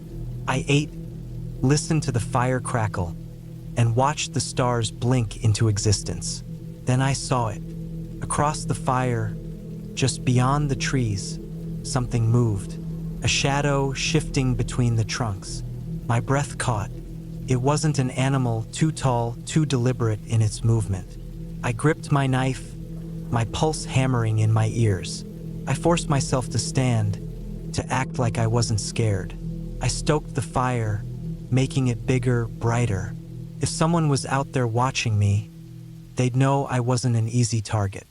For a long time, nothing happened. Then, finally, the shadow disappeared. No sound, no movement, just gone. I didn't sleep that night. I sat by the fire, knife in hand, ears straining for any noise. But the forest remained silent. To first light, I packed up. I didn't take my time. I moved fast, stuffing gear into my bag, kicking dirt over the fire. As I was leaving, something caught my eye. A tree just beyond my camp. The bark was stripped away, deep gashes carved into the wood. Not natural, not an animal. I didn't stick around to examine it. I hiked back to my truck, constantly looking over my shoulder. When I finally reached my vehicle, I threw my gear inside and locked the doors. Only then did I let myself breathe. I don't know who was out there watching me. I don't know what they wanted. But I do know this. I'm never camping alone again. I've always loved the quiet of the woods, the way the trees seem to breathe in the wind, the way the dirt smells fresh, untouched. So when I finally got a few days off work, I packed up my gear, loaded my truck, and headed out to a remote camping spot deep in the national forest. I had found the location months ago while looking at maps. It wasn't a marked campground, just a clearing beside a small, unnamed lake. No trails, no signs, no people. Exactly what I wanted. I planned to spend 3 nights there, completely off the grid. No phone, no distractions, just me, my tent, and the wilderness. The drive took most of the afternoon. The road turned from pavement to gravel, then to dirt, then to something that barely resembled a road at all. My truck rattled over roots and rocks, and I had to get out a few times to move fallen branches. Eventually, I reached a spot where I couldn't drive any farther. I loaded my backpack, grabbed my rifle, just in case, and started hiking. Took about an hour to reach the clearing. The lake was still, dark, reflecting the sky like a mirror. Tall pines stood in every direction, blocking out most of the sunlight. I set up camp quickly, pitching my tent near the water, gathering some firewood, and setting up my small cooking stove. The air was cool and everything was still. The first night was uneventful. I sat by the fire, cooked some food, and watched the stars. The only sounds were the occasional rustling of leaves and the distant call of an owl. It was exactly what I wanted, absolute solitude. The next morning, I woke up early, made some coffee, and decided to explore. I followed the lake's edge, keeping track of my direction so I wouldn't get lost. About a mile from my camp, I noticed something odd. The trees ahead looked different. The bark was stripped in places, like something had clawed at them. I figured it was a bear or maybe just natural decay, but as I kept walking, I saw more trees like that. Some of them had deep gouges, others had bark completely peeled off. Then I found something even stranger, a pile of bones. They were old, bleached by the sun, picked clean. Maybe a deer, maybe something smaller. But what unsettled me was how they were arranged. Not scattered, not random, but stacked. Deliberate. A cold feeling crept up my spine. I wasn't superstitious, but something about it didn't sit right with me. I turned back, walking faster than before. By the time I reached my camp, the sun was high, but the air felt colder. I told myself I was overreacting. It was probably just some predator's feeding spot, or maybe even another camper messing around. I forced myself to relax, built a fire, and made lunch. The second night was different. I had just settled in my tent when I heard something outside. A low, distant sound. Not an animal, not the wind, something else. It was rhythmic, deliberate. A thumping noise, far away but steady, like something hitting wood. I sat up, listening. Continued for several minutes, then stopped. I unzipped my tent, peering into the darkness. The fire was just embers now, barely lighting the trees. Nothing moved. I stayed awake for hours, listening. The noise didn't come back. The third day, I debated leaving early. I wasn't scared, not exactly, but I felt uneasy, like I wasn't supposed to be here. Still, I convinced myself to stay. I'd come all this way, and I wasn't going to let my imagination ruin it. That afternoon, I fished in the lake, cooked what I caught, and tried to enjoy myself. But that feeling never left. The woods felt different now. The silence wasn't peaceful anymore. It was heavy, oppressive. That night, I built my fire bigger than before. The warmth made me feel safer. I sat there for hours, staring into the flames, listening. Then I heard it again. Thump, closer this time. I gripped my rifle, scanning the trees. The sound came again. Slow, steady. It wasn't an animal. It wasn't the wind. I stood up, heart pounding. The fire flickered, casting shadows. The thumping got louder, closer. I raised my rifle, pointing into the dark. Then it stopped. I waited, every muscle tense. Minutes passed. Silence. I didn't sleep that night. I sat with my rifle, eyes on the tree line, waiting for something to move. Nothing did. The first light, I packed up. I moved fast, shoving everything into my backpack, barely stopping to eat.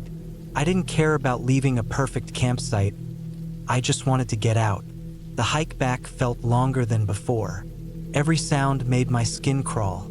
I kept looking over my shoulder, half expecting to see something following me. When I finally reached my truck, I threw my gear in the back, locked the doors, and started the engine. As I pulled onto the rough dirt road, I glanced in the rearview mirror. The trees stood still, silent. The campsite was gone, hidden by the forest. I don't know what was out there.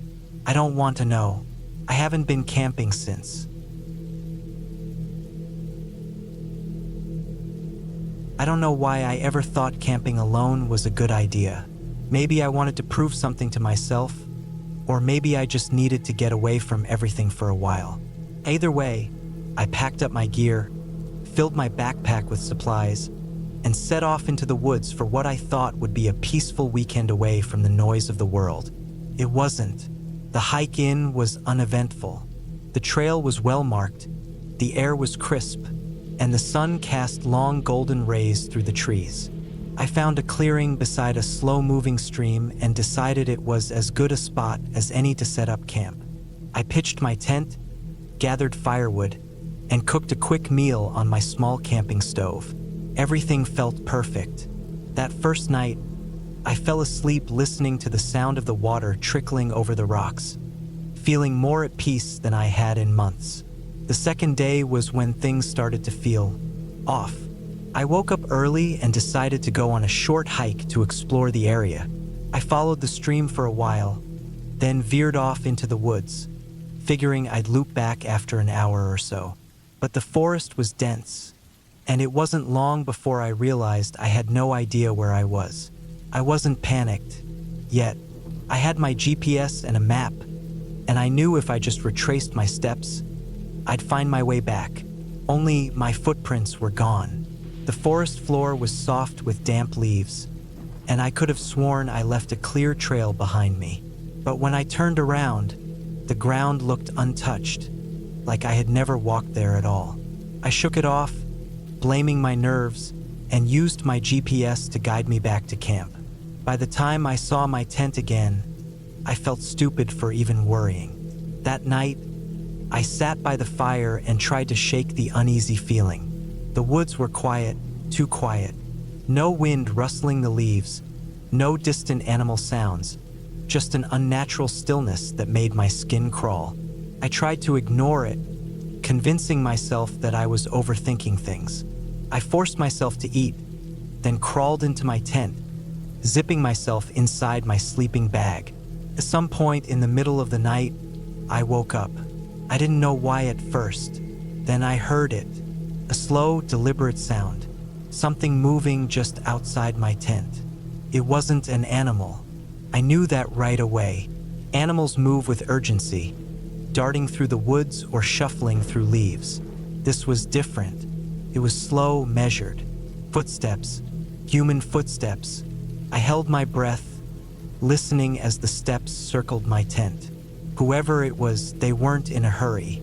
They moved with a kind of patience that terrified me more than anything. My mind raced with possibilities. Another camper? A lost hiker? Someone who lived out here. But deep down, I knew whoever was out there wasn't lost. They knew exactly where they were, and they knew I was here alone. The footsteps stopped. I strained to listen, but all I heard was the deafening silence. My hand closed around the handle of my knife, my only real defense. Minutes passed, then an hour. Eventually, exhaustion overtook my fear, and I drifted into a light, restless sleep. Morning came, and with it, a false sense of safety. I unzipped my tent and stepped outside, scanning the area. Nothing looked disturbed. No footprints, no broken branches. It was like I had imagined the whole thing, but I knew I hadn't.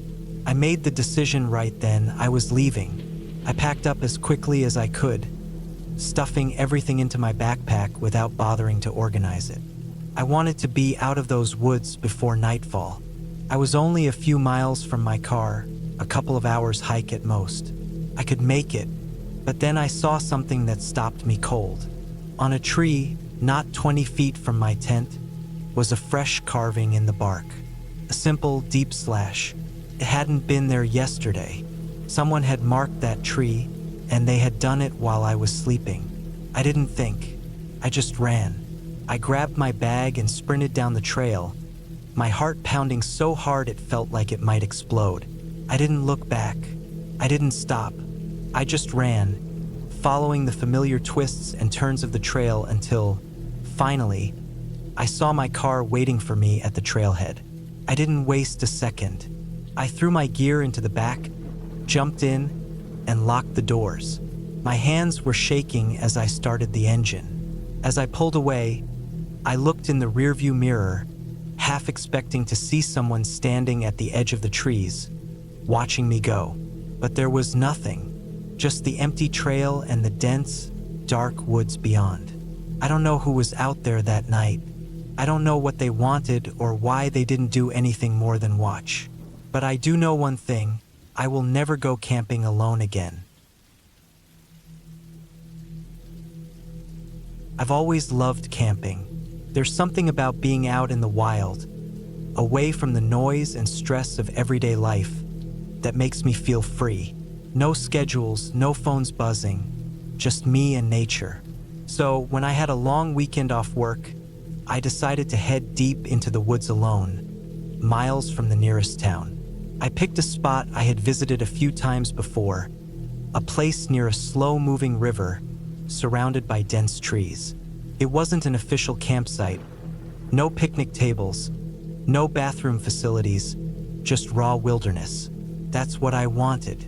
I packed my gear, loaded up my truck, and drove out early in the morning, excited to spend the next few days completely alone. The drive was smooth, the sun was shining, and everything felt perfect. When I reached the dirt road leading into the woods, I could tell I was the only one out there. No tire tracks, no other cars parked at the small clearing where I usually left my truck. It was exactly what I had hoped for. I parked, grabbed my backpack, and started the short hike to my usual spot by the river. The trees were thick, the air smelled like pine and damp earth, and the only sounds were birds and the occasional rustling of leaves as a squirrel darted up a tree. Setting up camp was easy. I had done this so many times before that it was second nature. My tent went up first, then I gathered some firewood, making sure I had enough to last the night. I set up a small cooking area near the fire pit and organized my gear. By late afternoon, I was sitting by the water, watching the sunlight ripple across the surface. It was peaceful, exactly what I needed. As the sun started to dip, I lit a fire and cooked a simple meal. Just some beans and a couple of hot dogs. Tasted better than anything from a restaurant. The night settled in quickly, and the temperature dropped, but my fire kept me warm. Around midnight, I decided to call it a night. I crawled into my sleeping bag, listening to the distant sound of the river. Everything was calm. I woke up suddenly. At first, I wasn't sure what had woken me. The fire had burned down to just glowing embers, and my tent was completely dark. I listened carefully. The forest was quiet, too quiet. No chirping insects, no distant hoots from owls, just complete, unnatural silence. Then I heard it, a soft, deliberate crunching sound. Footsteps. They weren't loud, but they were close, too close. My stomach clenched, and I felt my pulse hammering in my ears. I held my breath and listened. The steps moved slowly around my tent, pausing every few seconds, as if whoever or whatever it was listening for me. I reached for my flashlight but stopped. I didn't want to make a sound. I barely even breathed. The steps circled my tent once, then stopped on the side where my head was. Whoever was out there was just standing there, inches from where I lay. I wanted to grab my knife, but it was in my backpack, just out of reach. I felt completely vulnerable. The fabric of my tent was thin, useless if someone wanted to get in. Minutes passed. I don't know how many. Then, just as slowly as they had come, the footsteps moved away. I waited, forcing myself to stay still, listening. Nothing, just silence. I don't know how long I stayed like that before I finally let myself breathe.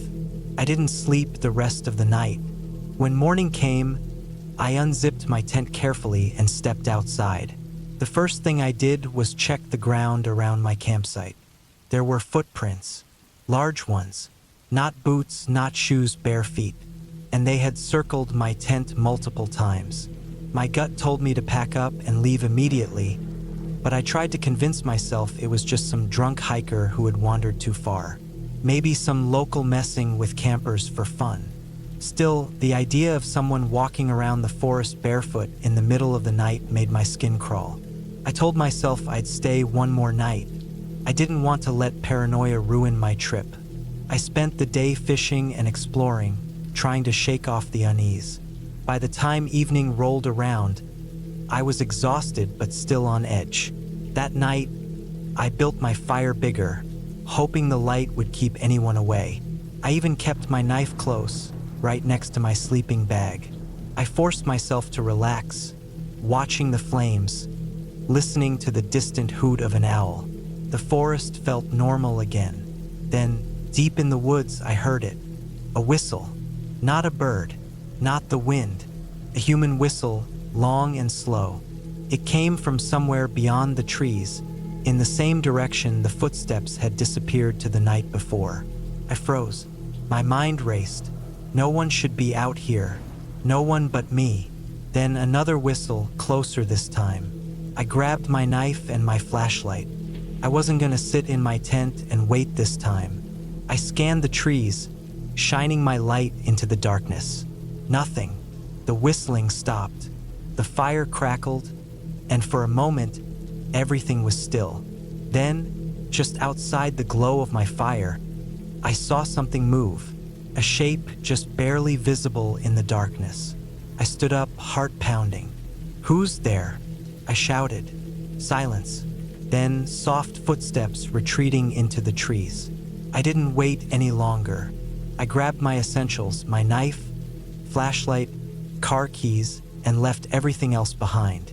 I hiked back to my truck as fast as I could, glancing over my shoulder every few steps, expecting to see someone following me. But I never did. I drove out of those woods faster than I ever had before. The next day, I went back with a friend to collect my gear. Everything was still there, but something felt wrong. The firewood I had stacked neatly was scattered. My tent had been unzipped and left open. My sleeping bag had been pulled out and laid flat on the ground. Someone had been there after I left. I haven't been camping alone since. I had always loved camping. The fresh air, the isolation, the sense of adventure. It was my escape from the constant noise of everyday life. This time, I had decided to go alone, something I had never done before. Just me, my tent, and the wilderness.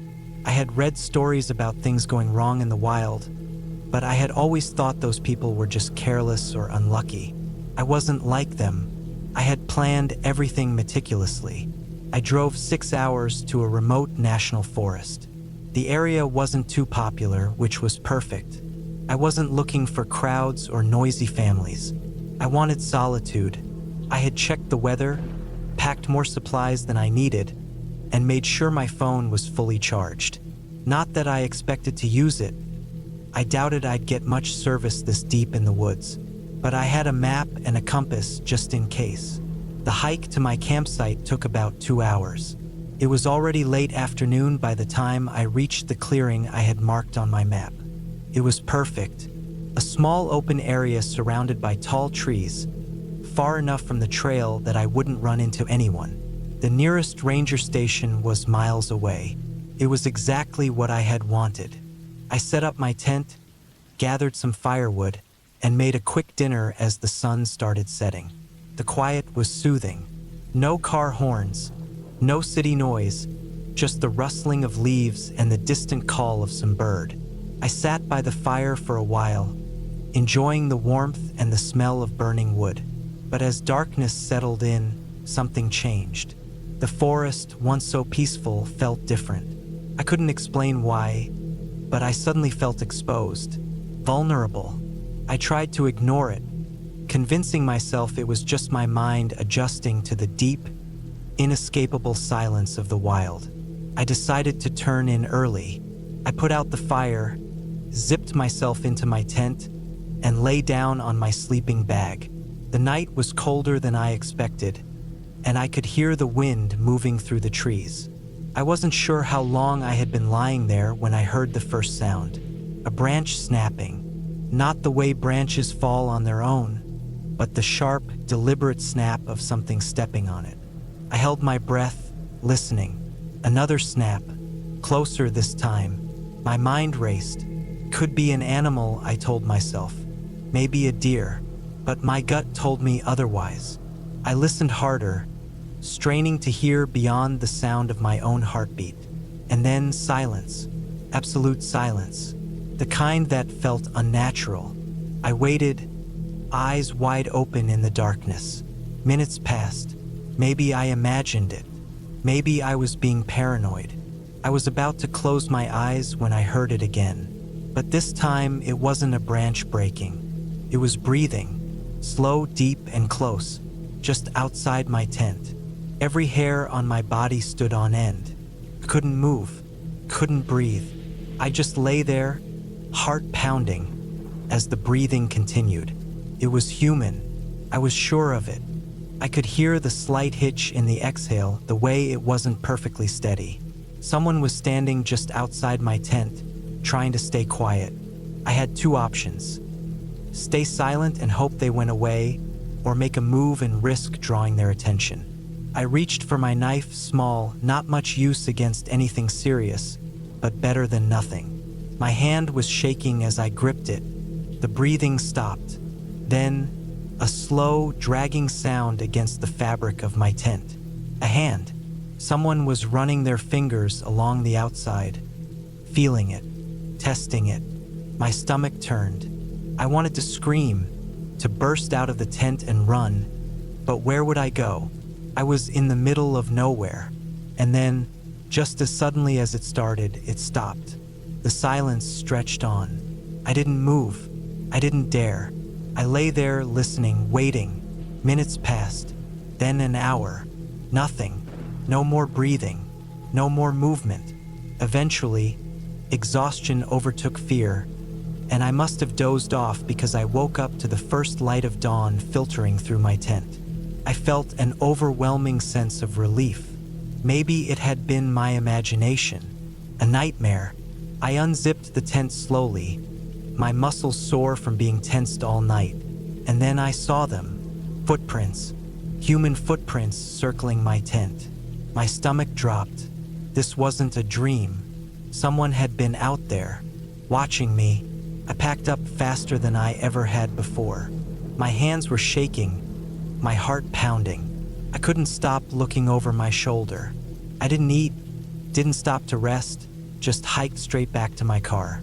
As I reached the parking area, I saw something that made my blood turn to ice.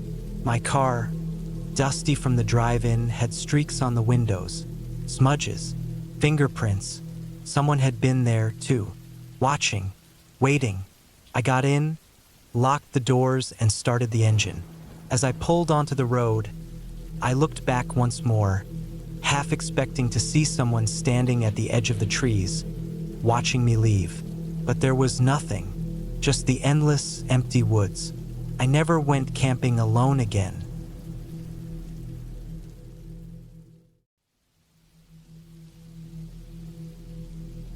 I always liked hiking alone. Something about the silence, the deep woods stretching out for miles, and the feeling of being completely isolated gave me peace. No cars, no city noise, just me and the trail. That's what I was looking forward to when I planned this trip. A 3-day hike through the mountains, following a trail that wasn't well known but still marked. It was a bit of a challenge. Steep inclines, narrow paths, and unpredictable weather. But I was prepared. I packed enough food, water, and emergency supplies. I had a good tent, a sharp knife, and a map. I checked the weather and everything looked fine. The first day was perfect. The air was crisp, and the trees formed a thick canopy over the trail, keeping it cool even as the sun rose. The forest was alive with birds and rustling leaves, but there was no sign of other hikers. That was exactly what I wanted. I followed the marked trail without any trouble, stopping occasionally to take in the view or eat a snack. I set up camp near a small clearing just before sunset, made a fire, and sat listening to the night sounds before drifting off to sleep. The second day started the same way, peaceful and quiet. I followed the trail deeper into the mountains, crossing a small stream and navigating over fallen logs. Around midday, I noticed that the markers, the little ribbons tied to trees, were becoming harder to find. I checked my map and compass and adjusted my course, making sure I was still on the right path. A few hours later, the terrain changed. The trees grew denser, and the ground became rocky and uneven. The trail, which had been clear before, started fading. The markers were gone. I stopped and took out my map, I should have still been on the right track, but something felt off. The forest around me was silent. No birds, no rustling leaves, just stillness. I kept walking, looking for any sign of the trail. I figured I must have veered off slightly and just needed to find my way back. But as I moved forward, nothing looked familiar. Every direction looked the same, endless trees and rocks. I tried retracing my steps, but it was useless. The more I walked, the more lost I felt. Panic started creeping in. I had my supplies, but being lost in the wilderness was dangerous. I needed to stay calm. I took a deep breath and reminded myself that I had trained for situations like this. I still had daylight left. I decided to climb to a higher point, hoping to spot the trail from above. It took nearly an hour to reach a ridge. From up there, I could see the thick forest stretching in all directions. But there was no sign of the trail, no open space, no landmarks that matched my map. It was just trees stretching endlessly. I felt my stomach tighten. I had to make a decision. I could either stay put and hope to find my way back in the morning, or I could keep moving, trying to find a water source or any sign of civilization. Staying put was usually the safest choice, but something about this place felt wrong. The silence, the way the trees seemed to close in around me, I couldn't shake the feeling that I needed to keep moving. As the sun set, I made my way down, careful with every step. I set up camp in a small clearing, forcing myself to eat even though I wasn't hungry. The stillness was unbearable. The only sound was my own breathing. I built a fire and sat close to it, gripping my knife. I told myself it was just paranoia, that I was just lost and nothing more. That night, I barely slept. Every little sound made me snap awake, heart pounding. At some point, I must have drifted off because I woke up to the first light of dawn. The fire had died, and the forest was still eerily quiet. I packed up and started moving again. I walked for hours. My water was running low, and my legs ached. The forest felt like a maze, every turn leading to the same thick trees and uneven ground. I tried marking trees with my knife to track where I had been, but after a while, I came across one of my own marks, on a tree I swore I hadn't passed before. That's when the fear became real. I wasn't just lost. I was going in circles. I sat down, trying to think. I needed to find water. If I could find a stream, I could follow it downhill, and it would eventually lead somewhere. I started moving again, listening for any sound of running water. And then I heard something else. Footsteps. Not an animal. Human footsteps, slow and deliberate. I froze. My mind raced. Could be another hiker. Maybe someone else had gotten lost too. I opened my mouth to call out, but something stopped me. The sound wasn't coming from one direction. It was all around me. My pulse hammered. I turned in circles, gripping my knife, trying to see through the dense trees. But there was nothing, just the sound of movement, shifting through the underbrush, then stopping suddenly. I didn't wait. I took off in the opposite direction, moving fast, not caring about making noise anymore. I ran until my lungs burned, until my legs felt like they would give out. When I finally stopped, the silence had returned. I stood there, gasping for air, trying to make sense of what just happened. Then I saw it. A tent. It was old and tattered, half collapsed, sitting in the middle of a small clearing. No signs of a campfire, no gear, just the tent. I approached slowly, every instinct telling me to turn around. But I had to see. I had to know. The tent flap was open. Inside, there was a sleeping bag, unzipped and covered in dirt. Next to it, a backpack, torn apart as if something had clawed through it. And then the worst part, a notebook. I picked it up with shaky hands. The pages were filled with frantic, scribbled writing. Most of it didn't make sense, just ramblings, words repeated over and over. But one line stood out, scrawled across the last page in dark, heavy ink. Don't follow the markers. I dropped the notebook and backed away. My breathing was ragged. My mind screamed at me to run. That's when I noticed something else. Fresh footprints, not mine, leading away from the tent, disappearing into the trees. I ran. I didn't think, I didn't look back. I just ran.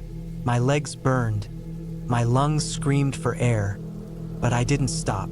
I ran until I stumbled, crashing through branches, rolling down a slope, and then water, a stream.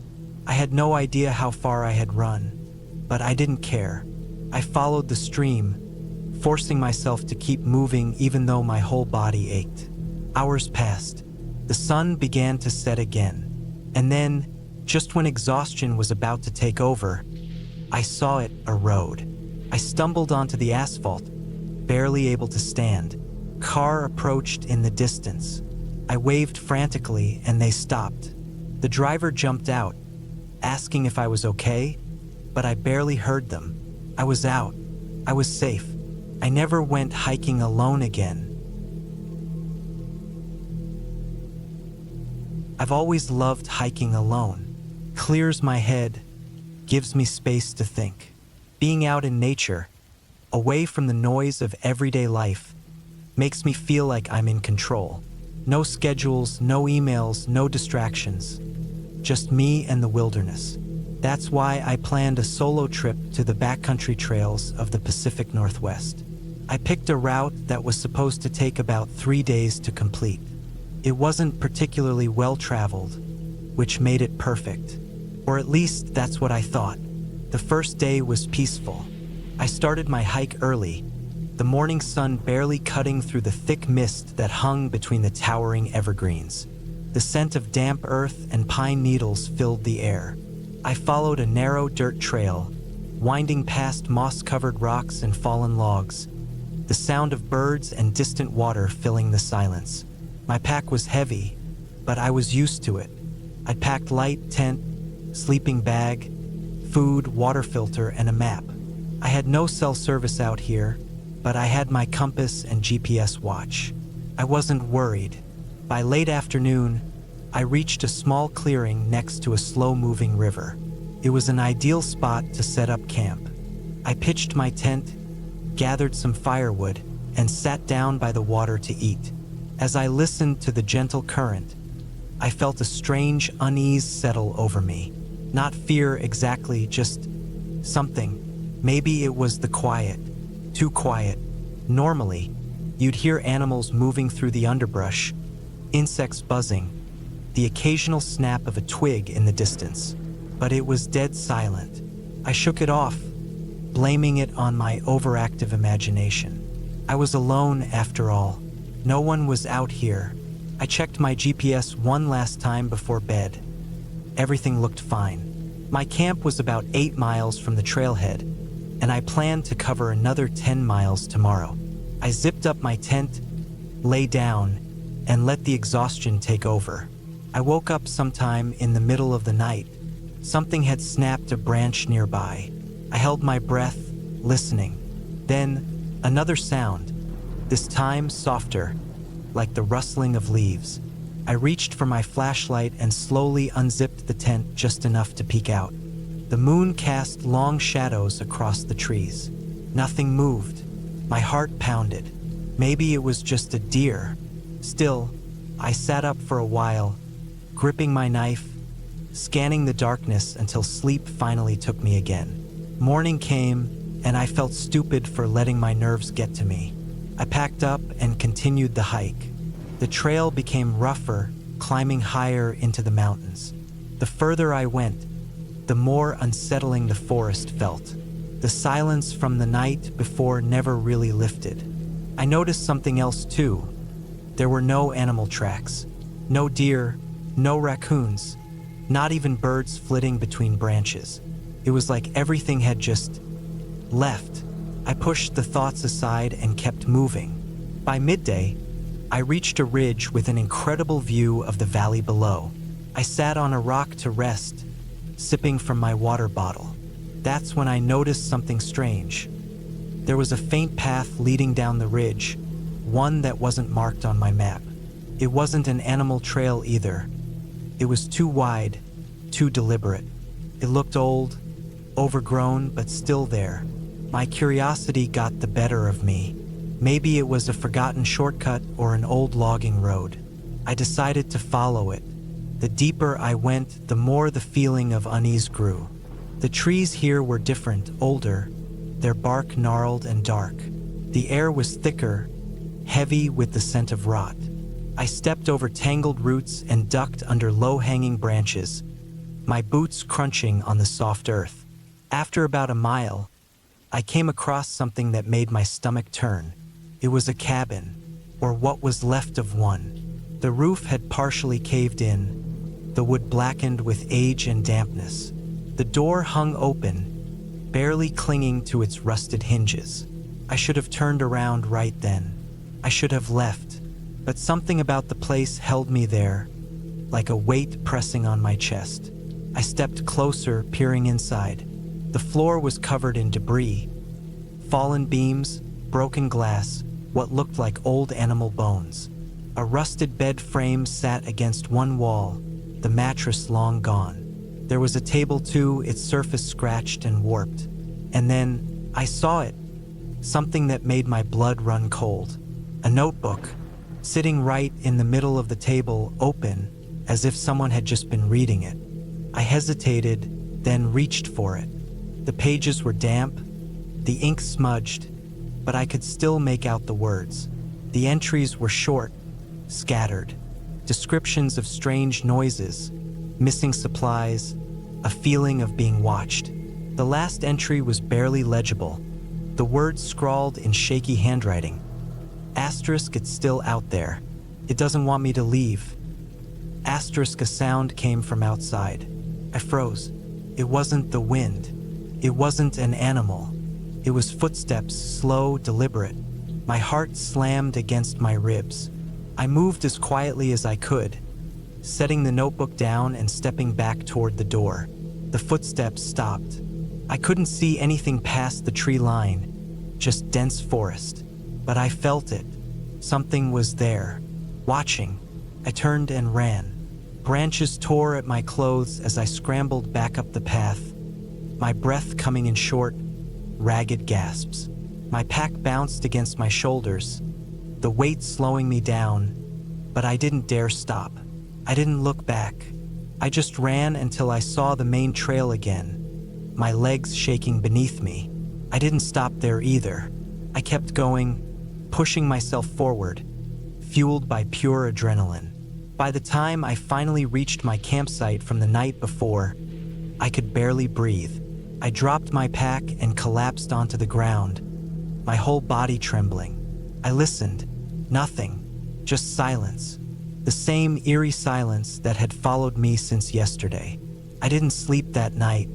I sat by the fire, gripping my knife, staring into the darkness. Every snapped twig, every shift in the wind sent my nerves into overdrive. I didn't know what I had seen, or if I had seen anything at all. But I knew one thing. I wasn't welcome here. At the first light of dawn, I packed up and started hiking back toward the trailhead. I didn't stop to rest, didn't even eat. I just kept moving, my eyes scanning the trees, my ears straining for any sound of movement. The feeling of being watched never left me. It took me nearly the entire day, but when I finally saw my car through the trees, I nearly collapsed with relief. I threw my pack in the back seat, locked the doors, and sped down the empty road without looking back. I don't know what was out there. Maybe nothing. Maybe my mind was playing tricks on me. But I'll never forget that feeling, that deep, primal fear, and I'll never go back to that trail again. I had been hiking alone for years, pushing myself deeper into the wild with each trip. It was something I loved, something I felt I needed. The solitude, the stillness, the way the air smelled so much cleaner the farther you got from civilization. It made me feel alive. This time, I had chosen a trail in the northern Rockies, far from any towns or tourist-heavy spots. I wanted something new, something untouched. A friend had mentioned an old logging road that led to a barely marked path through a valley, promising incredible views. There wasn't much online about it, just a couple of vague forum posts, but that only made it more appealing. I packed for 5 days, expecting to be completely alone. The first day was easy. I followed the logging road for miles, passing nothing but dense pine forests and the occasional clearing. The air was crisp, the scent of damp earth and pine needles thick around me. I made good time, finding the offshoot trail just before sunset. The path was barely there, overgrown but walkable. I set up camp not far from the trailhead, just beside a small stream. The sound of running water put me to sleep almost instantly. The second day was when things started to feel off. I woke up later than usual, groggy, like I hadn't slept at all. There was no reason for it. No strange noises in the night, no sign of animals near my camp. Still, I felt uneasy.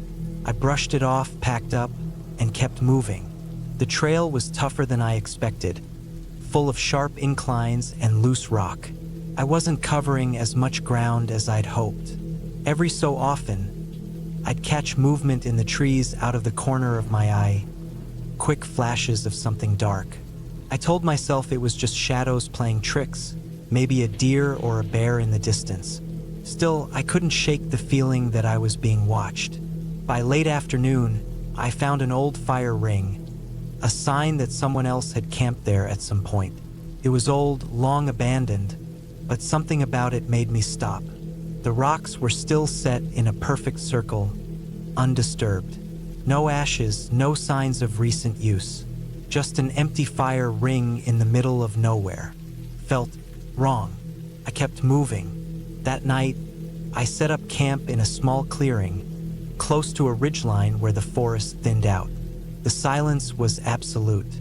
No wind, no rustling leaves, no distant animal sounds. Just nothing. I sat by my tent, eating a cold meal and trying to ignore the way my own breathing sounded too loud. Then I heard it. Something moved in the woods behind me. Not an animal. Not the rustling of wind through trees. It was slow, deliberate, like footsteps, but heavier, more careful. I turned, flashlight in hand, scanning the trees. Nothing. But the feeling was stronger now. I wasn't alone. I didn't sleep much that night. Every sound, every slight creak of a tree had me wide awake. My body was on edge, my senses hyper-aware. I considered packing up, hiking back in the dark, but that was just asking for a twisted ankle or a fall. I forced myself to stay put until morning. Day 3, I decided to push forward, thinking maybe I just spooked myself. I convinced myself it was all in my head, probably just a deer moving through the trees at night. But as I hiked, the feeling didn't go away. It got worse. The trail was barely visible now, just a thin path through the thick underbrush. I was moving slower, stopping more often to listen. Every so often, I'd hear something, a snap of a branch, a rustle of leaves, always just far enough away that I couldn't see what was making the noise. At midday, I found something that made my stomach drop, a boot. It was old, half buried in the dirt, torn at the seams. But it wasn't just any boot. It was modern, something you'd buy at a sporting goods store, not an old logging relic. Someone had been here, and they had lost a boot.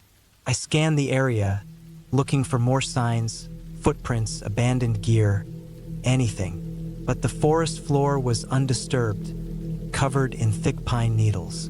No sign of struggle, no trail leading away. Just one boot, sitting there like it had been left on purpose. I kept moving. By late afternoon, I knew I had to turn back. The feeling had only grown stronger, that gnawing certainty that I wasn't alone. I had pushed too far, ignored too many signs. I wasn't supposed to be here. As I turned to head back, the forest felt different. I had come this way before, but now everything looked wrong. Trees that should have been familiar weren't. The trail felt less distinct. My own footprints were gone. The air was thicker, heavier, pressing in on me. I walked faster. By dusk, I had made it back to the old fire ring. I was sure of it, but something was different. The stones had been moved, not scattered, not knocked over, rearranged. Perfect circle again, but smaller, tighter, like it was waiting for something. I ran. I didn't care about the trail anymore. I just needed to go. I pushed through the trees, not stopping, not thinking. My breath was loud, my heartbeat even louder. The forest closed in around me, darker than it should have been, suffocating. And then suddenly I was back at the logging road. Just like that. No transition, no sign of how I had gotten there. 1 minute I was deep in the trees, the next, standing on the gravel road, gasping for breath. I didn't question it. I didn't stop. I walked until my legs ached, until I could see my car parked at the distant trailhead. I threw my gear inside, started the engine, and drove without looking back. I don't know what I walked into out there. I don't want to know. But something was in those woods. Something was watching, and whatever it was, it let me go. I don't know why I went alone. Maybe it was because I wanted the solitude, or maybe it was because I was too stubborn to wait until one of my friends could join me. Either way, I regret it now. I should have known better. It started like any other hike. I'd picked a trail deep in the mountains, one that wasn't too popular, but still had enough markers to keep me from getting lost. I had checked the weather, packed enough supplies, and even told someone where I was going, just in case. But none of that mattered in the end. The first few miles were easy. The path was well worn, the sun was high, and the wind carried the scent of pine through the air. I felt good, alive. There's something about being alone in the woods that makes the world feel bigger, like you're just a small part of something ancient and untouchable. It was quiet, except for the occasional chirp of a bird or the rustling of leaves in the breeze. Then, about 5 miles in, things started to feel off. I can't explain it exactly. It wasn't anything obvious. No strange noises, no signs of danger, just a feeling. Like the forest was watching me, like something had shifted in the air. It made my skin crawl. I ignored it at first, telling myself I was just being paranoid.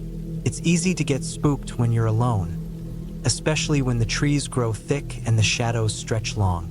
But the further I walked, the stronger the feeling became. I noticed how the birds had stopped chirping, how the wind had died down completely. Even my footsteps seemed too loud, like the ground itself was swallowing the sound. It was unnatural. I stopped to drink some water, trying to shake the unease. That's when I saw it. A boot print, fresh. At first, I was relieved. Someone else had been here recently, but then I looked closer. It wasn't heading in the same direction as me.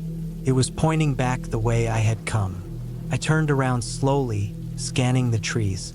Nothing, just dense forest stretching in every direction. I hadn't seen a single person since I started the hike. Not one. So where had they gone? I tried to brush it off. Maybe they had turned around, decided to go back. It wasn't uncommon, but that feeling in my gut wouldn't go away. I kept walking, faster now, wanting to get to the next trail marker as soon as possible. But as I went, I noticed more tracks. Footprints in the dirt, pressed deep like whoever made them had been moving quickly. And they weren't alone. There were at least 2 sets. One pair was normal hiking boots like mine, but the other was barefoot. And they were running. My mouth went dry. I told myself it could be anything. Maybe some idiot decided to hike barefoot. Maybe they were just messing around. But deep down, I knew that wasn't it. The prints were erratic, like they had been struggling, stumbling, being chased. I stood there for a long time, listening, but the forest was dead silent. My instincts screamed at me to turn around, to go back to my car, but I was already more than halfway through the loop. It made more sense to keep going. At least that's what I told myself.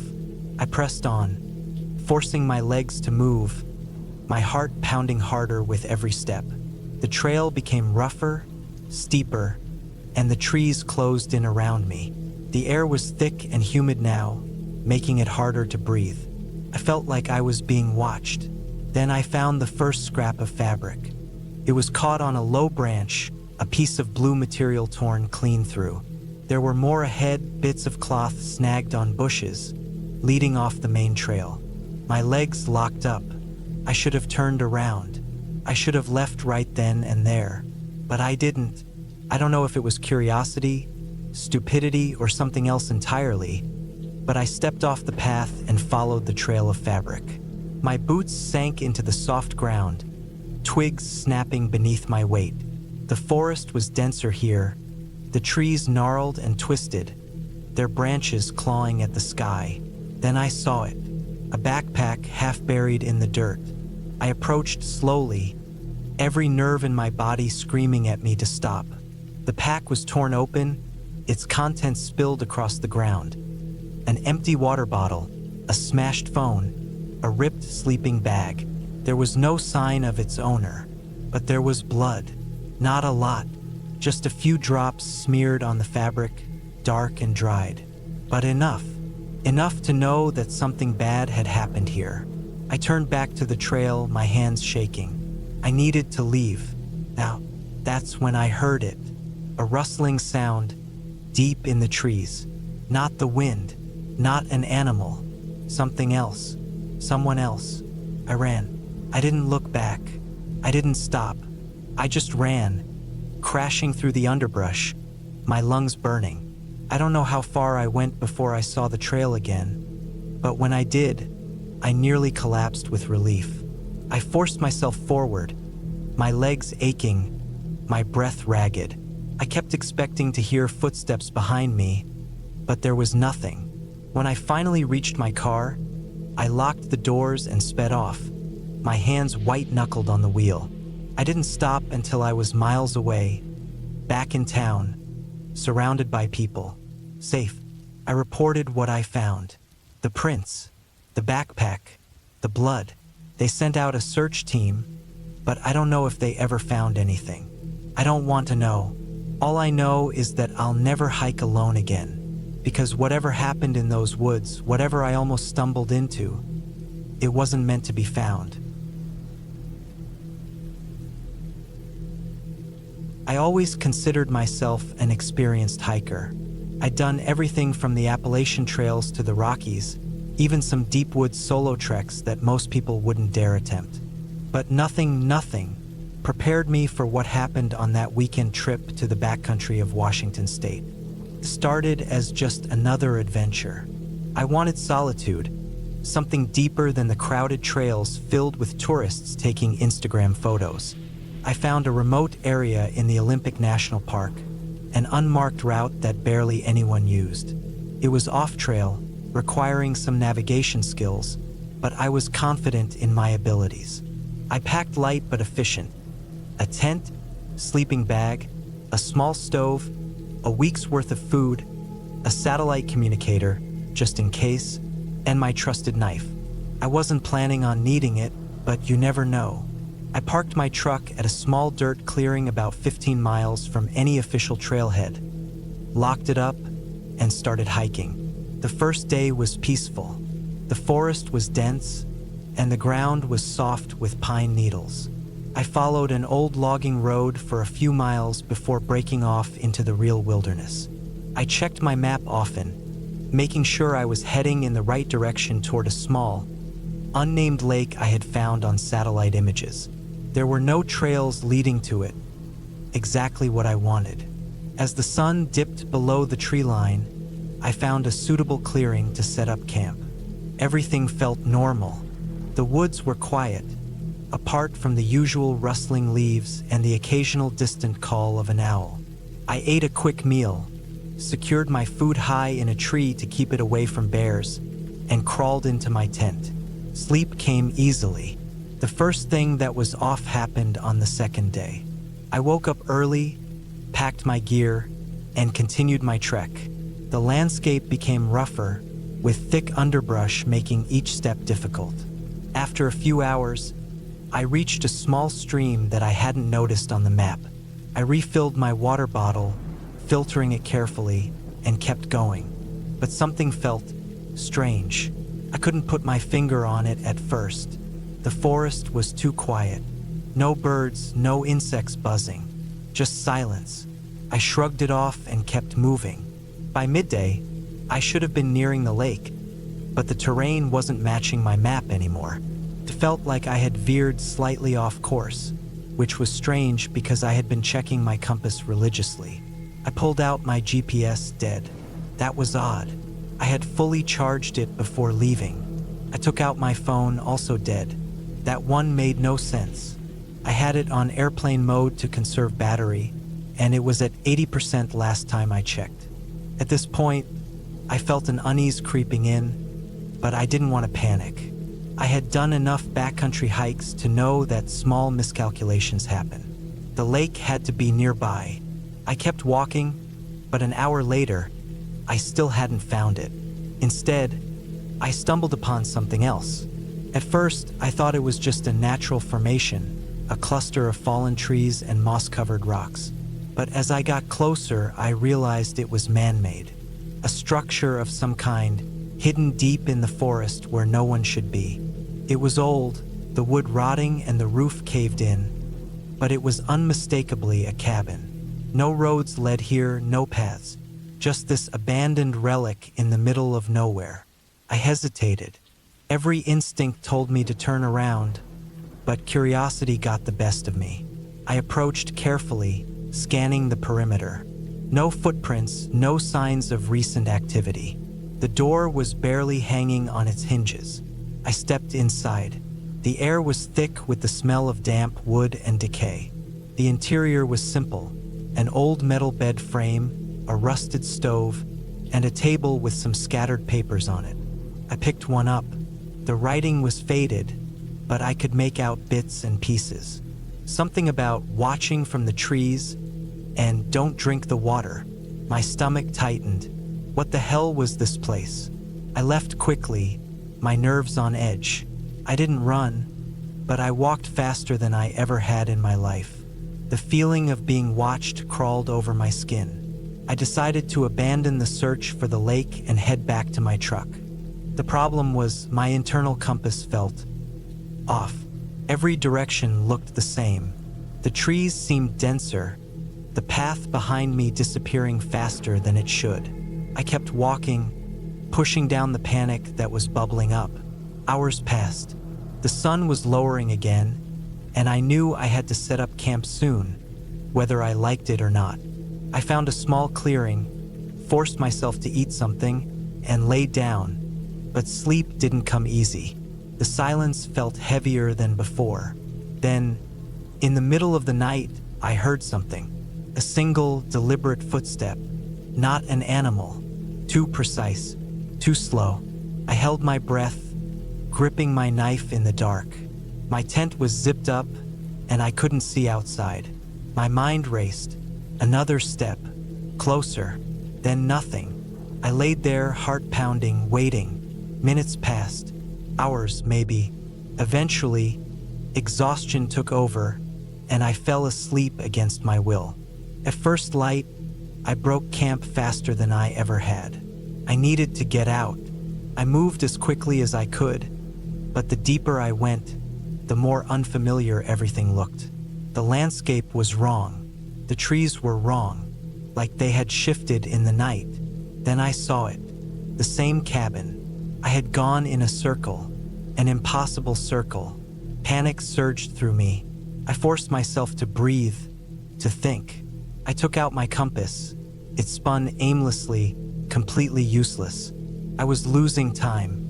I picked a direction and just ran. I don't remember how long I ran, but eventually, I saw something ahead. A logging road. A real man-made road. I stumbled onto it, legs burning, lungs aching. I followed it, and 2 hours later, I saw my truck in the distance. Relief flooded me. I practically fell into the driver's seat, started the engine, and drove out of there as fast as I could.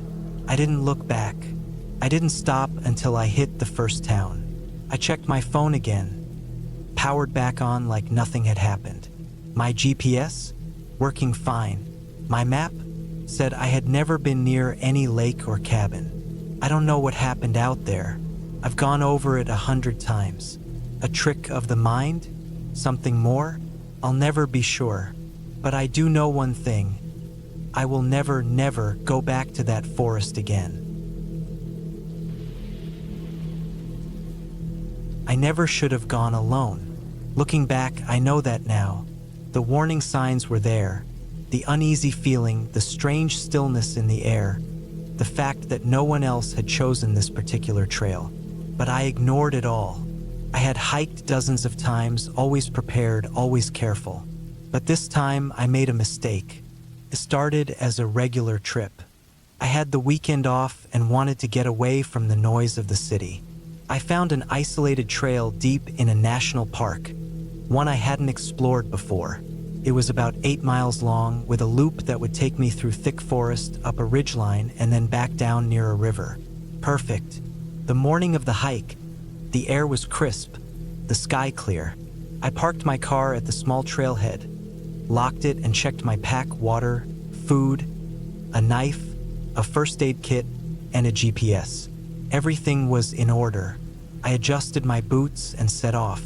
The first few miles were peaceful.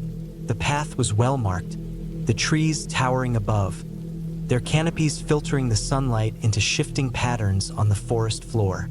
The scent of pine filled the air. I walked steadily, enjoying the solitude, the occasional rustling of small animals in the underbrush. It felt good to be away from everything. Then, around mile 4, something felt off. The forest was too quiet. No birds, no insects, nothing. Just the sound of my boots crunching on the dirt. I told myself it was nothing, just my imagination. But the farther I went, the stronger the feeling got. The air felt heavier, as if the forest itself was watching me. I kept moving, reaching the ridgeline. The view was incredible. Rolling hills stretching into the distance, a river snaking through the valley below. But I couldn't shake the unease. I felt exposed up there, vulnerable. I didn't stay long. As I descended into the valley, the forest thickened. The trees grew taller, their branches intertwining, casting deep shadows. The undergrowth was dense, the trail narrower. I checked my GPS. I was still on track, but something felt wrong. Then I saw the footprints. Fresh, not mine, bare feet. They were human, definitely, but who hikes barefoot out here? The prints were erratic, veering off the trail and then back on. I stopped, listening. Nothing. I kept moving faster now. Another mile in, I found something worse. A torn piece of fabric, caught on a branch. Dark, stained. I told myself it was dirt. It wasn't. I felt the panic rising, but I forced myself to stay calm. I had my knife. I had my GPS. I could turn around. Then I heard it. A branch snapping. Close. Too close. I turned, scanning the trees. Nothing. But I knew I wasn't alone. Someone was out there, watching me. I gripped my knife, my heart pounding. I needed to leave.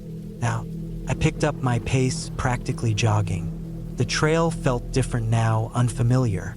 Had I taken a wrong turn? I checked my GPS. No signal. I swore under my breath.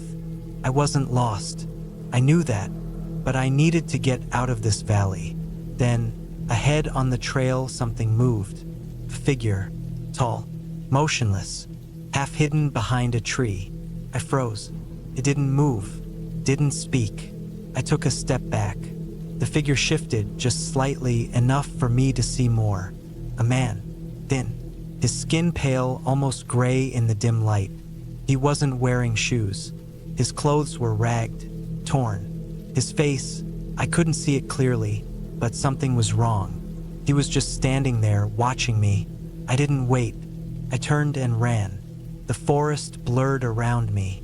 I ran faster than I ever had, branches whipping against my arms, my legs burning. I could hear something behind me, footsteps, light, quick. He was following me. I didn't stop. I didn't look back. I just ran. Then I tripped. My foot caught on a root and I hit the ground hard. Pain shot through my knee. I scrambled up, gasping, my ears straining for any sound. Silence. Nothing behind me, nothing ahead, just the trees. I didn't know how long I sat there, gripping my knife, my breath coming in ragged gasps. I forced myself to move, slower this time, my knee throbbing. I needed to get back to my car. I walked for what felt like hours. The sun was setting, the shadows stretching. Every sound made me jump, but I saw no one, nothing. Then finally I saw the trailhead. My car was still there, untouched. I ran to it, unlocked the door and got inside, slamming the locks shut.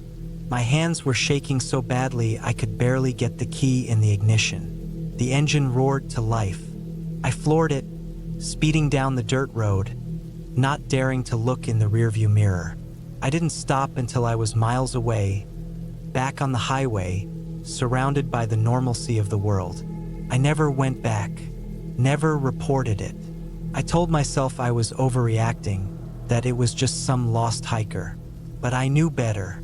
Something was out there, and it was watching me.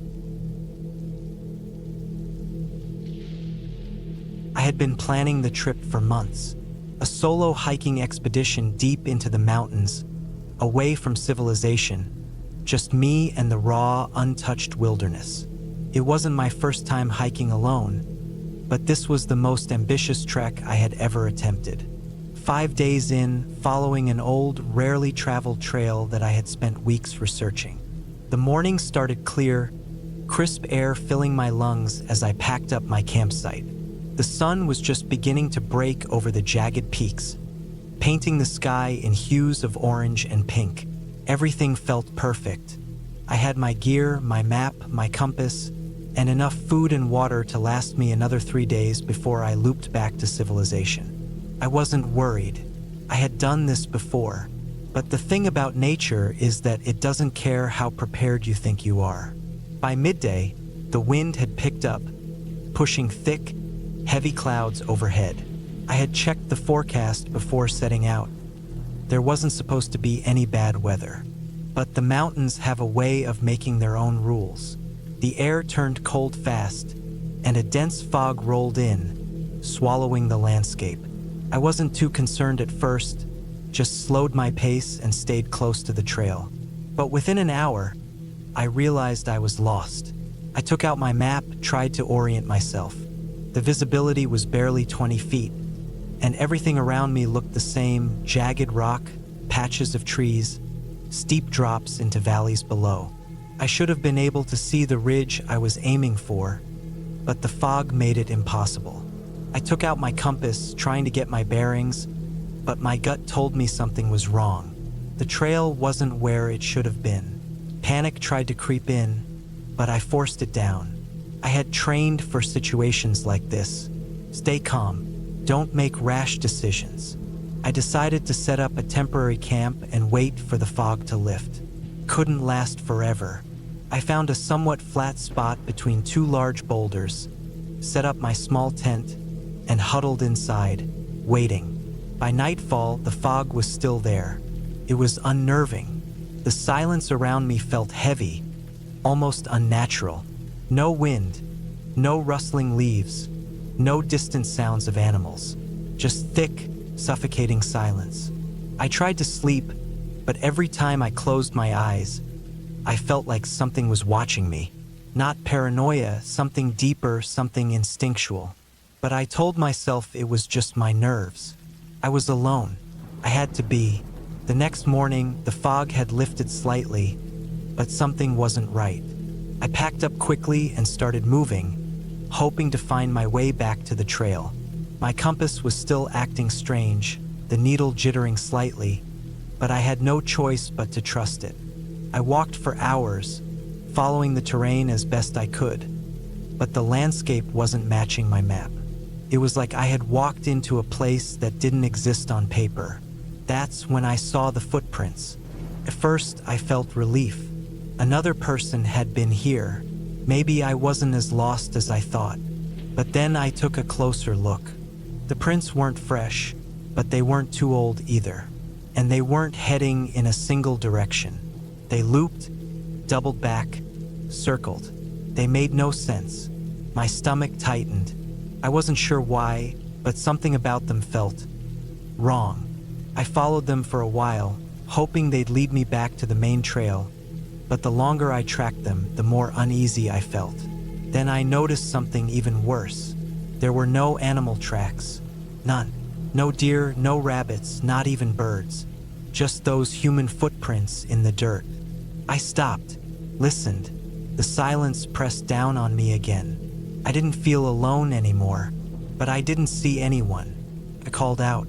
My voice barely carried, swallowed by the dense trees and rock formations. I decided to move faster. I needed to get out. I pushed myself, walking until my legs ached, my throat dry, sweat chilling my skin despite the cold air. Every so often, I'd glance behind me, convinced I'd see someone, but there was nothing. Then, late that afternoon, I found something that made my blood run cold. A campsite, old, abandoned, a tent, torn and collapsed, a backpack half buried in dirt, scattered belongings, clothes, a flashlight with dead batteries, a rusted knife. No signs of struggle, but it was clear whoever had been here had left in a hurry. And the worst part? There were more footprints, the same looping, erratic patterns I had seen before. I dug through the backpack, desperate for anything useful. A map, a journal, something. I found a notebook, its pages damp and smudged, but I could make out some of the writing. Short, frantic notes. Can't find the way out. Compass doesn't work. Something is wrong with the trail. Not alone. My hands shook. I shoved the notebook into my pack and turned, ready to get as far away from there as possible. And that's when I saw them. Footprints. New ones. Leading toward me.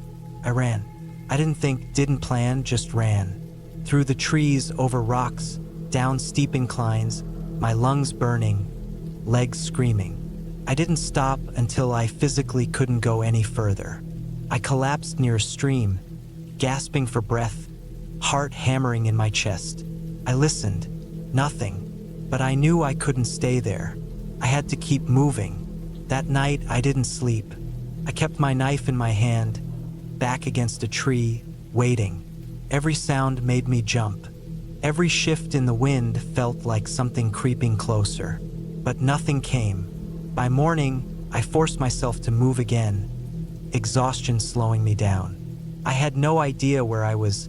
No trail, no direction, just instinct and desperation. But then, as the sun climbed higher, I saw something that almost made me collapse from relief. A trail marker, faded but real. I wasn't sure if it was the one I had originally been on, but I didn't care. It was something. I followed it, pushing myself forward, ignoring the burning in my legs, the gnawing hunger in my stomach.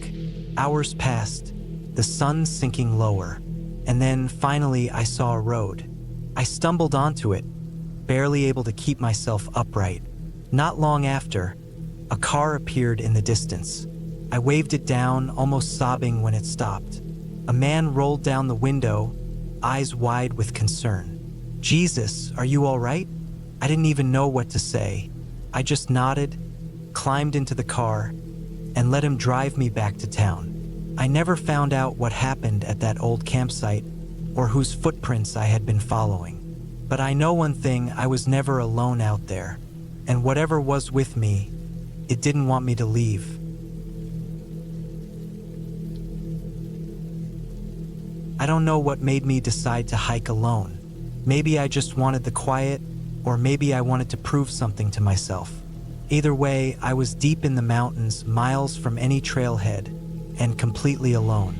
At least I thought I was alone. The plan was simple: a 4-day solo trek through the backcountry, starting from a remote parking lot and looping around a series of ridgelines before returning to my car. I had enough food, water, and gear to last me well beyond that. I was an experienced hiker, comfortable with map reading, first aid, and setting up camp in rough terrain. I had done solo hikes before, just never this far from civilization. The first day was uneventful. The weather was perfect, crisp air with a slight breeze. I made good time, covering nearly 12 miles before setting up camp near a small stream. I ate, stretched my legs, and went to bed early, letting the sounds of the forest lull me to sleep. Day 2 was when things started feeling off. It wasn't anything obvious, just a creeping sensation at the edge of my mind. The trees felt taller, darker. The wind sounded different, almost like it was whispering through the branches. I shook it off as paranoia, the kind of thing that happens when you're alone in the woods for too long. But then I saw the footprints. They weren't mine. I was walking along a section of the trail that was mostly dirt, damp from the night before. My own footprints were easy to spot. My boots left deep, distinct impressions. But there was another set, bigger, heavier, and fresher. I stopped and looked around. Nothing but trees in every direction. I hadn't seen another person since I left my car, and there was no reason for anyone else to be out here. I crouched down to get a better look. The prints were deep, deeper than mine, and they veered off the trail, disappearing into the brush. I told myself it was nothing, maybe an old hunter or another hiker who had come through before me. Still, I couldn't shake the feeling that I was being watched. My pace quickened, my senses on high alert. I reached my next campsite earlier than expected, but instead of feeling relief, I felt exposed, vulnerable. That night, I built a fire. I don't usually do that when I hike alone. It wastes fuel and the light makes it harder to see into the dark. But I needed the comfort. I kept my knife close and my headlamp within reach. I barely slept. Day 3 was the worst. I woke up before dawn, packed quickly, and hit the trail as soon as there was enough light to see. I wanted to get out of there, to put as much distance as possible between me and whatever had left those footprints. But the feeling didn't go away. Every step I took, I felt like something was just behind me, just out of sight. The forest was too quiet. No birds, no rustling leaves, just the sound of my own breathing and the crunch of my boots. Then I found the torn-up campsite. It was just off the trail, maybe 30 feet into the trees. Tent, shredded. A sleeping bag, ripped open, stuffing spilling out like entrails. A backpack, torn apart, its contents scattered across the dirt. A boot, still laced, sitting upright as if someone had just stepped out of it. No blood, no bodies, just destruction. I stared at it for a long time, my stomach twisting into knots. My first thought was a bear, but something about it felt wrong. Bears don't just tear through camps for no reason. And even if they did, where was the person who owned this gear? I forced myself to keep moving. Every instinct in my body was screaming at me to run, but I knew that panicking would only make things worse. I checked my map, recalculated my route. If I pushed hard, I could be back at my car by nightfall. It would mean skipping my last campsite, but I didn't care. I just needed to get out of there. The further I went, the worse I felt. My skin prickled with unease, my muscles tense. Every now and then, I caught glimpses of movement in the trees, just quick flashes, too fast to make out. I told myself it was my imagination. The stress was getting to me, but I wasn't imagining the smell. Rotting. It started as a faint stench, like something long dead hidden beneath the underbrush. But as I kept walking, it got stronger, pungent, overpowering. It made my eyes water, my stomach lurch, and then I saw it. Just off the trail, barely visible through the trees, was something large. I hesitated, every part of me telling me not to look. But I had to know. It was an elk, or at least it had been. Its body was twisted, its legs at unnatural angles. Its belly had been torn open, its insides spilling onto the forest floor. But the worst part wasn't the elk. It was that it hadn't been eaten. Predators kill to eat. This was different. This was something else. And whatever had done it was still out there. I ran. I didn't think. I didn't plan. I just ran. My pack slammed against my back. Branches tore at my arms and legs. But I didn't care. I needed to get away. I needed to get out of this forest. The sun was getting low, the light fading. My legs burned. My lungs screamed for air. But I didn't stop. The only thing that made me slow down was when I saw the trailhead ahead. My car was there, right where I left it. Relief flooded through me so fast I almost collapsed. But then I saw the footprints again, leading from the trees to my car, and then back into the woods. I didn't think. I jumped into my car, locked the doors, and turned the engine over so fast my hands shook. Gravel sprayed as I sped out of there, tires skidding on the dirt road.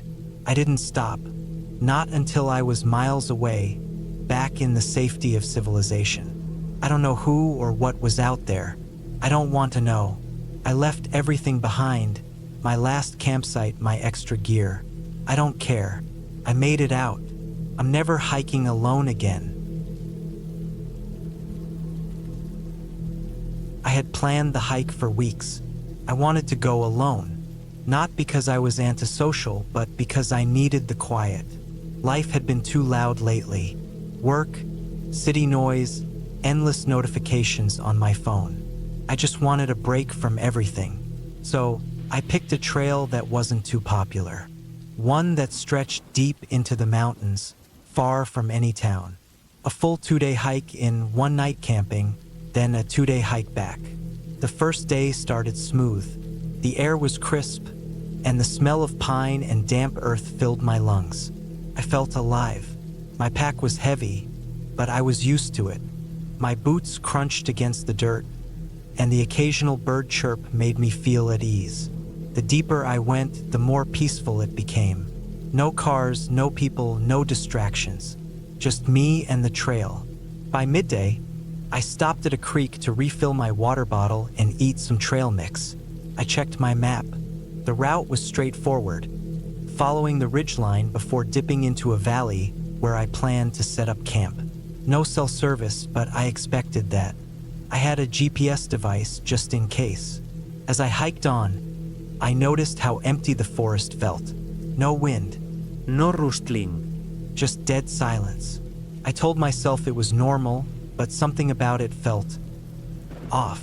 I shook the feeling away and kept moving. By late afternoon, I reached the valley. It was beautiful, thick trees, soft ground, and a clearing perfect for setting up camp. I pitched my tent, gathered some firewood, and as the sun set, I cooked a simple meal over my stove. The silence still bothered me, but I tried to ignore it. I was just overthinking things. That night, I woke up to a sound. Not an animal noise, not the wind. It was a click, like a small rock being knocked against another. I held my breath, listening. It happened again. Click, then silence. I sat up slowly, heart pounding. My flashlight was within reach. I grabbed it and clicked it on, shining it outside my tent. Nothing, just trees and darkness. I told myself it was probably a small animal. A raccoon, maybe. I forced myself to lie back down, but I barely slept. Morning came and I felt stupid for being so paranoid. I packed up quickly, ready to keep moving. The next section of the trail led through dense forest, climbing towards a higher ridge. As I walked, I noticed something strange. Small rock piles along the side of the trail, stacked carefully, not natural, like someone had placed them there. I stopped, looking around. The silence was back. No birds, no wind, just stillness. A chill ran through me. I tried to brush it off and kept walking, but my mind was racing. Had someone else been out here? I hadn't seen a single person since I started the hike. Who would bother making rock piles in the middle of nowhere? I pushed on, climbing higher. The further I went, the more uneasy I felt. The trees seemed wrong, too still, too quiet. Then I saw it, a set of footprints in the dirt. Not fresh, but not old either, and not mine. Someone had walked this trail recently. My stomach tightened. I wasn't alone. I kept moving faster now. My plan was to reach the next clearing by noon, but my nerves were getting to me. Every noise, every shadow made me jump. Then, around a bend, I saw something that made my blood run cold. A backpack, torn open, stuff scattered around, clothes, a ripped sleeping bag, a broken tent pole, and no sign of the owner. I stood there, frozen. My instincts screamed at me to turn back, but I was deep in the trail now. If I turned back, I'd be retracing my steps through whatever had caused this. If I went forward, at least I'd be heading towards civilization. I decided to move forward. I forced myself past the abandoned gear, my senses on high alert. Every step felt heavier. The ridge was steep, but I pushed on, lungs burning.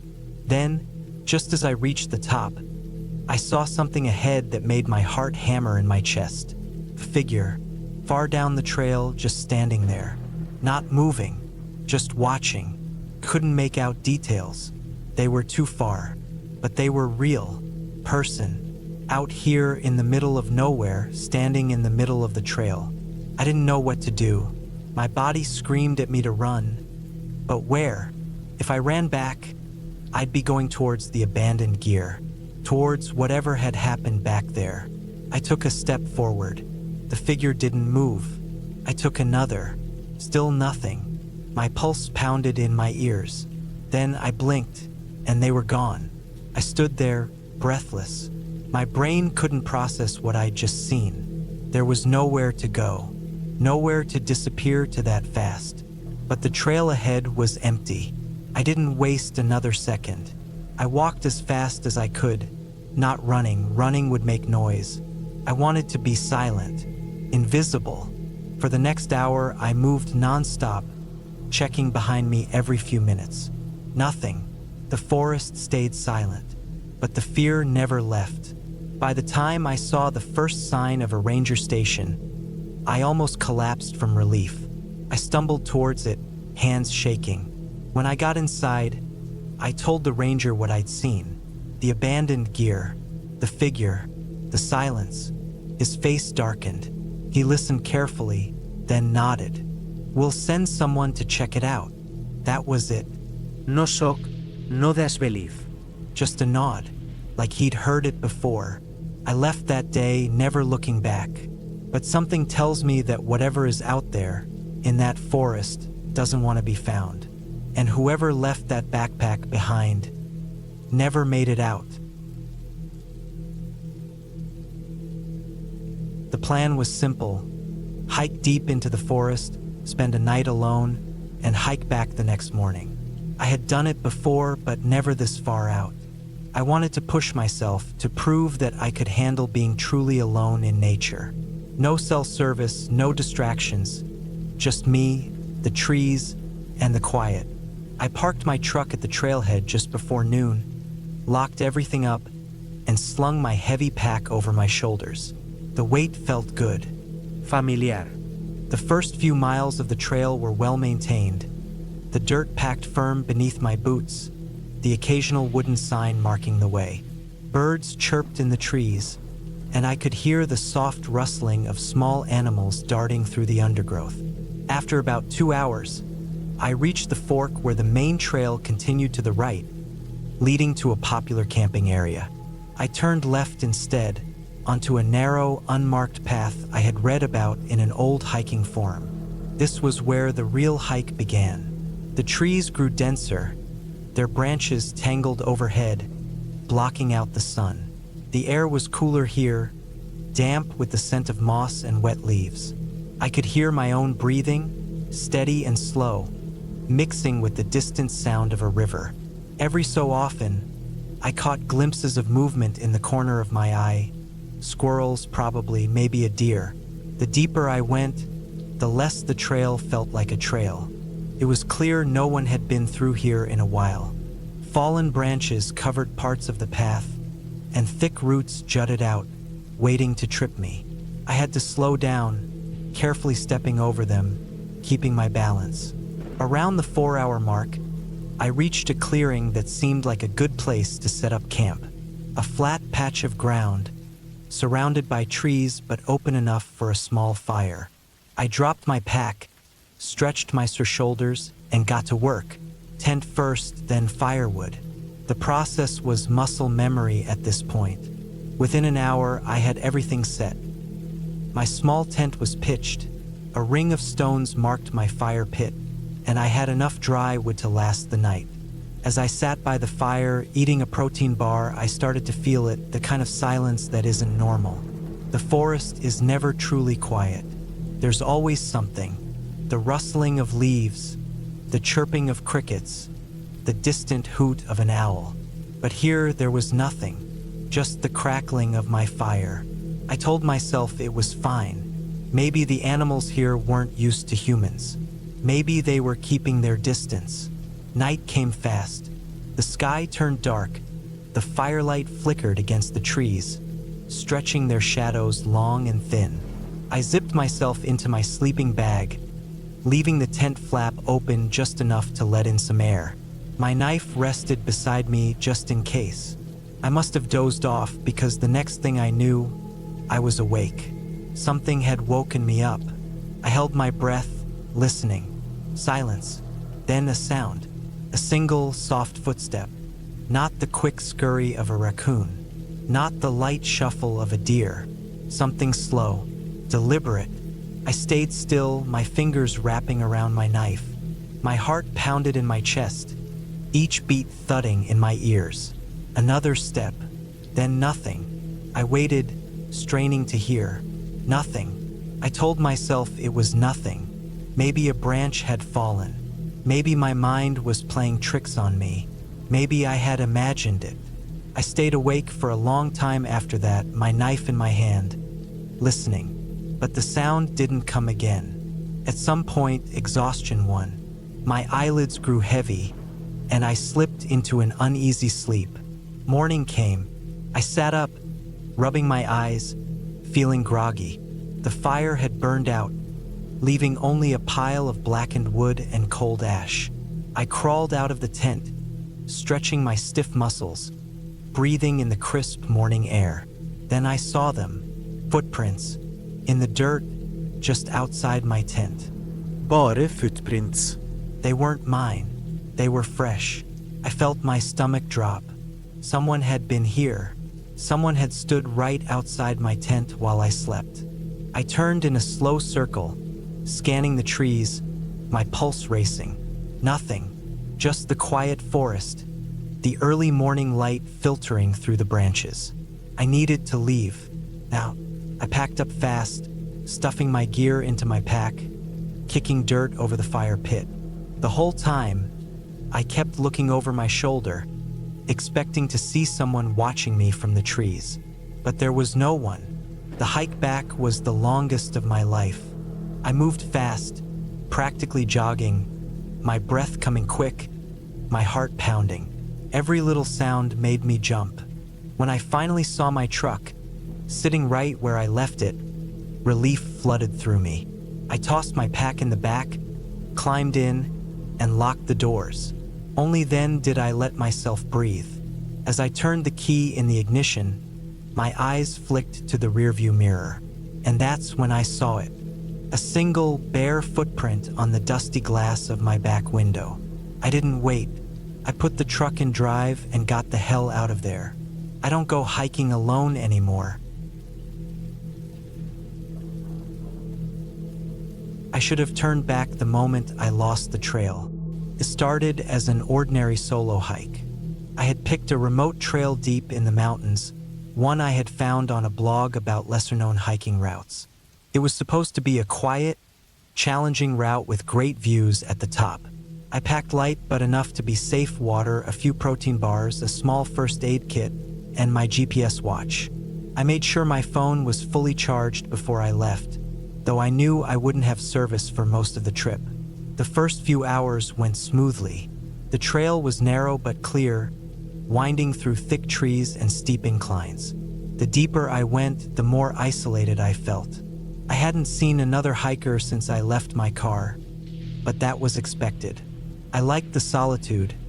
That's why I hiked in the first place. About 3 hours in, I noticed something strange. The path, which had been well-worn and obvious, started fading. Grass and small bushes covered parts of it, as if no one had walked here in a long time. I checked my GPS. It still showed I was on track. Maybe the blog was outdated. Maybe this route wasn't as popular as it used to be. I kept going, pushing through the overgrowth. The air was thick with the smell of damp soil and pine. The deeper I went, the harder it became to tell where the trail was. My GPS said I was close to the peak, but the trail markings, small ribbons tied to trees, were nowhere to be found. Then I saw it. A single shoe. It was old, torn, and half buried in the dirt. My first thought was that someone had lost it, but as I looked around, something felt off. The way it was placed, the way the laces were tangled like it had been yanked off in a hurry. I shook it off and kept moving. The trees were denser now, and the sky had turned a dull gray. The sun was starting to lower. I hadn't reached the peak yet, but I decided to turn back. It wasn't worth getting stuck out here after dark. That's when I realized I didn't know which way to go. The overgrowth had swallowed any sign of a trail.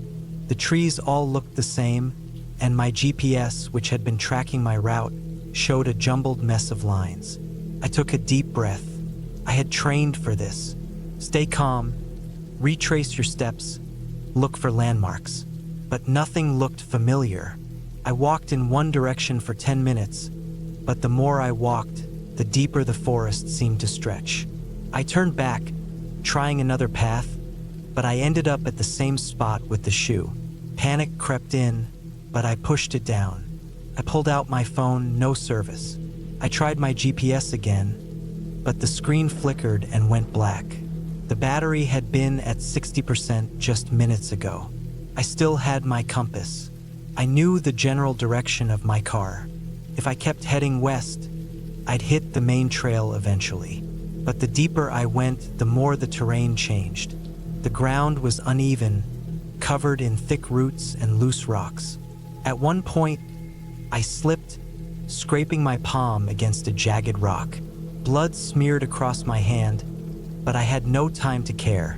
I needed to get out. Then I heard it, a rustling sound, close, too close. I stopped, holding my breath. The forest was dead silent except for that sound. Something was moving. It wasn't the wind. It wasn't an animal scurrying through the underbrush. It was deliberate, heavy footsteps. I turned, scanning the trees. Nothing, but the sound had been there, just behind me. I wasn't alone. I moved faster, nearly tripping as I pushed through branches and thorns. My breathing was loud, too loud. Every few steps, I stopped to listen. The footsteps would start, then stop when I did. Someone was following me. I couldn't see them, but they were there, moving when I moved, stopping when I stopped. I swallowed the panic rising in my throat. I needed to lose them. I picked up my pace, not running. Running was dangerous on uneven terrain, but walking fast enough that my legs burned. The forest was thick, but I forced my way through. Thorns tore at my arms, branches whipped against my face. I didn't care. Then, up ahead, I saw something. A small clearing, and beyond it, what looked like an old structure. An old cabin. It looked abandoned. The wood dark with age, windows either broken or missing. The door was slightly open. I hesitated, but I had no choice. If I was being followed, I needed cover. I ran inside and pushed the door shut, pressing my back against it. Silence. Then, footsteps, right outside. I held my breath, heart hammering in my chest. The footsteps stopped just beyond the door. Whoever it was, they were right there. Minutes passed. My legs shook, but I didn't move. Slowly, I peered through a crack in the wall. Nothing, just trees and shadows. Then movement, a figure standing just beyond the tree line. I couldn't see their face, but they were tall, unmoving, watching. I stayed there until the sky darkened completely. The figure didn't move. I had to get out. I couldn't stay here all night. I gripped the small knife I carried, more for comfort than defense. Then I made my move. I sprinted, straight through the trees, in the direction I prayed was west. I didn't look back. Branches clawed at me. My lungs burned, but I kept going. The sound of footsteps behind me was quick, but distant. Then a road. A real road. A dirt service road, but a road nonetheless. I ran until my legs gave out. I collapsed onto the dirt, gasping for air. A pair of headlights appeared in the distance. A truck. I stumbled to my feet, waving my arms. The truck slowed, then stopped. The driver, an older man, got out, looking concerned. "You okay?" I nodded, too breathless to speak. He looked me over, saw the scratches, the torn clothes. "Come on, let's get you out of here." I didn't look back as we drove away. I didn't want to see if something or someone was still standing in those trees. I never found out who it was. I never found that trail again, and I never hiked alone after that. I checked my watch. 4:17 p.m. I still had about 2.5 hours of daylight left. That should have been enough to make it back down to the trailhead. It had to be enough. I had started my solo hike early that morning, my backpack loaded with essentials: water, protein bars, a light jacket, my pocket knife, and a small first aid kit. I had mapped out my route in advance, an out-and-back trail leading up to a ridge with a stunning overlook. The total round trip was supposed to be about 10 miles. I had done longer hikes before, so I figured this would be a nice, challenging but manageable trek. I was wrong. The first half of the hike had been uneventful. The trail was well marked, winding through dense pine forests, gradually ascending as it followed the natural contours of the land. I passed a couple of hikers in the early hours, exchanged polite nods, and then found myself alone with the sound of my boots crunching against the dirt. The solitude was refreshing at first, peaceful. I reached the ridge around 1 p.m. The view was breathtaking. Rolling hills stretched for miles, their peaks softened by distance. I sat down on a flat rock, pulled out a granola bar, and took my time soaking it all in. There was no rush, at least that's what I thought. Then, as I started my descent, things went wrong. The first mistake was missing a turn. I don't know how it happened. One moment I was on the trail, the next I was pushing through thick underbrush, trying to relocate it. My GPS wasn't helping. The tree cover was too thick, and my phone's compass was bouncing between different directions. I wasn't worried at first. I had a good sense of direction. I had hiked alone before, but the more I walked, the more uncertain I became. I wasn't seeing any familiar landmarks. No blazes on trees, no well-worn path, just endless forest stretching in every direction. I doubled back, hoping to retrace my steps, but somehow, that only made things worse. The second mistake was ignoring my gut. I should have stopped and tried to get my bearings properly. Instead, I kept moving, convinced I could figure it out. The ground was getting uneven, sloping downward. That was bad. I knew the trail had stayed relatively level after the ridge. If I was going downhill too much, it meant I was heading the wrong way. I stopped and took out my map, tried to match the contours of the land to what was on paper. But maps can't show you the real feel of a place. They don't capture the density of the trees, the way the light shifts as the sun gets lower, the eerie silence that settles in when you're truly alone. And I was alone, completely. The third mistake was wasting daylight. By the time I admitted to myself that I was lost, the sun had dropped lower than I liked. I could already feel the temperature changing. The warmth of the afternoon was fading, replaced by something sharper, colder. I picked a direction and walked. It wasn't random. I tried to follow the incline, hoping it would lead me back up toward the ridge, where I might be able to spot the trail. But the ground was uneven, littered with fallen branches and hidden rocks. My progress was slow, and then I heard something, a snap. I froze. It was close, too close. A branch breaking underfoot, an animal, person. I scanned the trees, my pulse hammering. Nothing moved. The forest was deathly still, except for the distant rustling of leaves in the breeze. I took a careful step forward. Another sound. This time, behind me, my mind raced through possibilities. A deer, maybe. A bear? No, there would have been more noise, more movement. A mountain lion? I reached for the pocket knife in my pack, though I knew it wouldn't do much good. I kept walking faster now. My boots crunched over dry leaves, but I wasn't focused on my own sounds anymore. I was listening, straining. Then I saw it. Not a person. Not an animal, a structure, a small wooden cabin, half hidden between the trees. No smoke from a chimney, no sign of life, but it was old, weathered. The windows were dark, the door slightly ajar. I hesitated.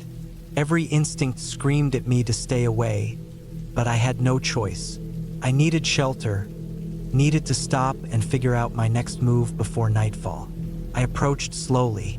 The air around the cabin felt different, heavier, the silence deeper. I pushed the door open just enough to peer inside. Empty, dust-covered furniture, an old wooden table with a single chair, a rusted stove in the corner. No sign of recent use. I stepped inside. The floor creaked beneath me. The walls seemed to press in. I swallowed, ignoring the growing unease curling in my gut. I needed to stay put for a moment, just long enough to check my map again, maybe even wait until morning when I could navigate better in the daylight. Then I saw them, boot prints in the dust, fresh, not mine. I turned and bolted, out the door, into the trees, my heart pounding so hard it felt like my ribs would crack. I didn't care about direction anymore, only distance. I ran until my legs burned, until my breath came in ragged gasps. Finally, I stopped, bracing against a tree, chest heaving. I listened. Nothing. I forced myself to keep moving, slower now, more careful. The light was almost gone. I couldn't afford another mistake. Then, miraculously, I found it. The trail. A real marked trail. Not the one I had originally taken, but a path nonetheless. Relief hit me like a wave. I followed it, walked for what felt like hours. My legs were numb, my fingers stiff with cold. But eventually, finally, I saw the glow of headlights in the distance. The parking lot, my car. I didn't look back. I don't know who was out there. I don't know who left those footprints in the dust. But I do know one thing, next time I won't be hiking alone. I never thought I'd be the kind of person to get lost in the wilderness. I'd always prided myself on being prepared, on knowing my way around, on respecting nature enough not to make the kind of mistakes that led to real danger. But that was before I found myself alone, deep in the mountains, with the sun going down and no real sense of where I was anymore. It started off as a simple solo hike. I'd done it countless times before. I loved being out in nature, away from the constant noise of everyday life. I wasn't a professional hiker, but I had experience. I knew how to read a map, how to use a compass, how to prepare for a long trek. This particular trail was new to me, but I had done my research. It was listed as a moderate hike, about 12 miles round trip, with some steep inclines but nothing too technical. I packed enough food and water, wore the right gear, and even brought a lightweight emergency bivvy, just in case. I had my phone, though I knew reception would be spotty. It was supposed to be a peaceful day alone in the mountains. The first few miles were beautiful. The forest was dense but not overwhelming, the path well marked. I enjoyed the solitude, the sound of my footsteps crunching against the dirt, the distant calls of birds echoing through the trees. The air was crisp, the scent of pine thick and fresh.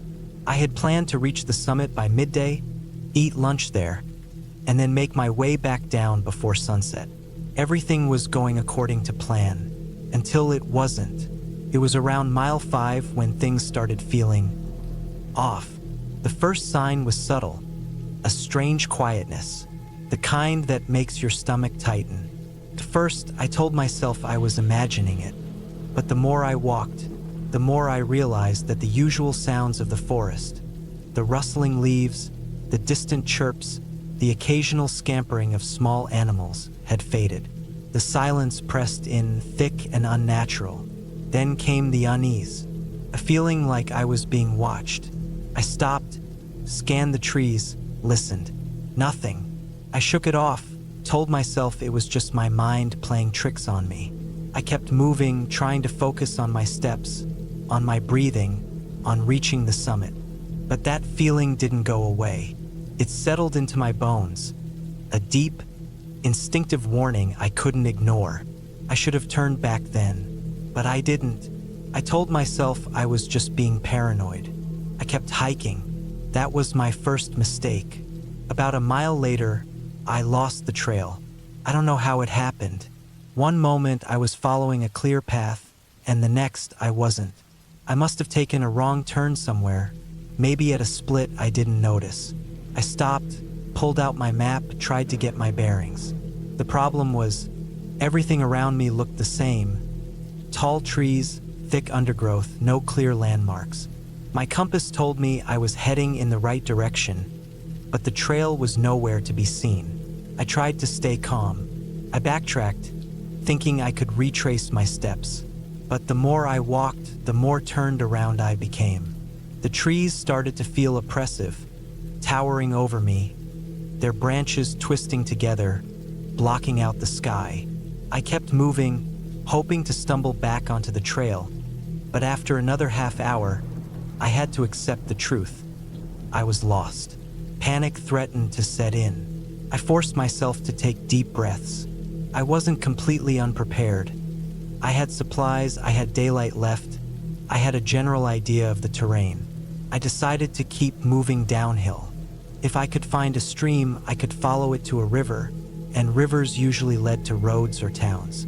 That was the logical plan. But logic doesn't mean much when fear takes hold.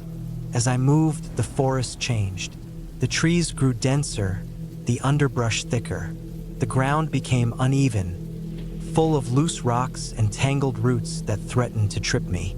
The further I went, the harder it became to move. Then, I noticed something that made my stomach drop. There were no signs of human passage. No footprints, no broken branches, no old markers. It was as if no one had been here in years. The feeling of being watched returned, stronger this time.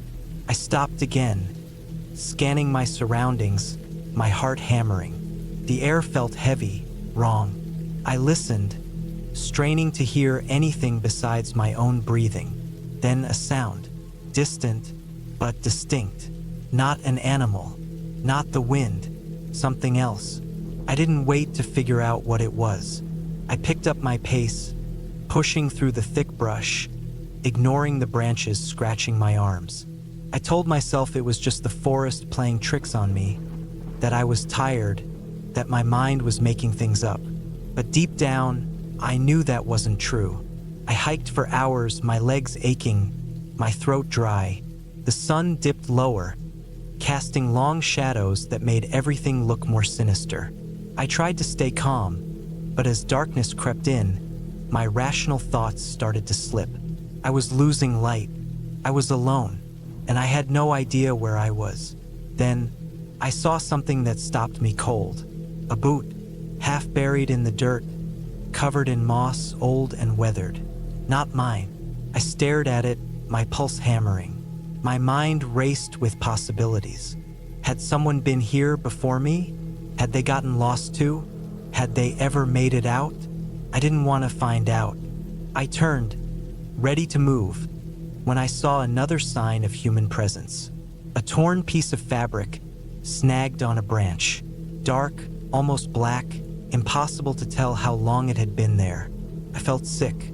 I needed to get out. The next hours were a blur of movement.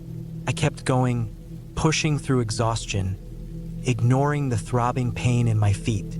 My water was running low. I hadn't eaten in hours. The forest felt endless, stretching on in every direction, a maze with no exit. Then, just when I thought I'd reached my limit, I saw it, a break in the trees, a sliver of sky, the faint glow of distant lights. Civilization. I ran. My body protested, but I didn't stop. I pushed forward until I burst out of the tree line and onto a dirt road.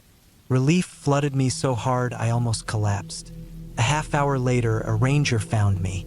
He told me I was miles off the designated trail, that people had gotten lost in that part of the woods before. Some had been found, some hadn't. I didn't ask about the boot or the fabric. I didn't want to know.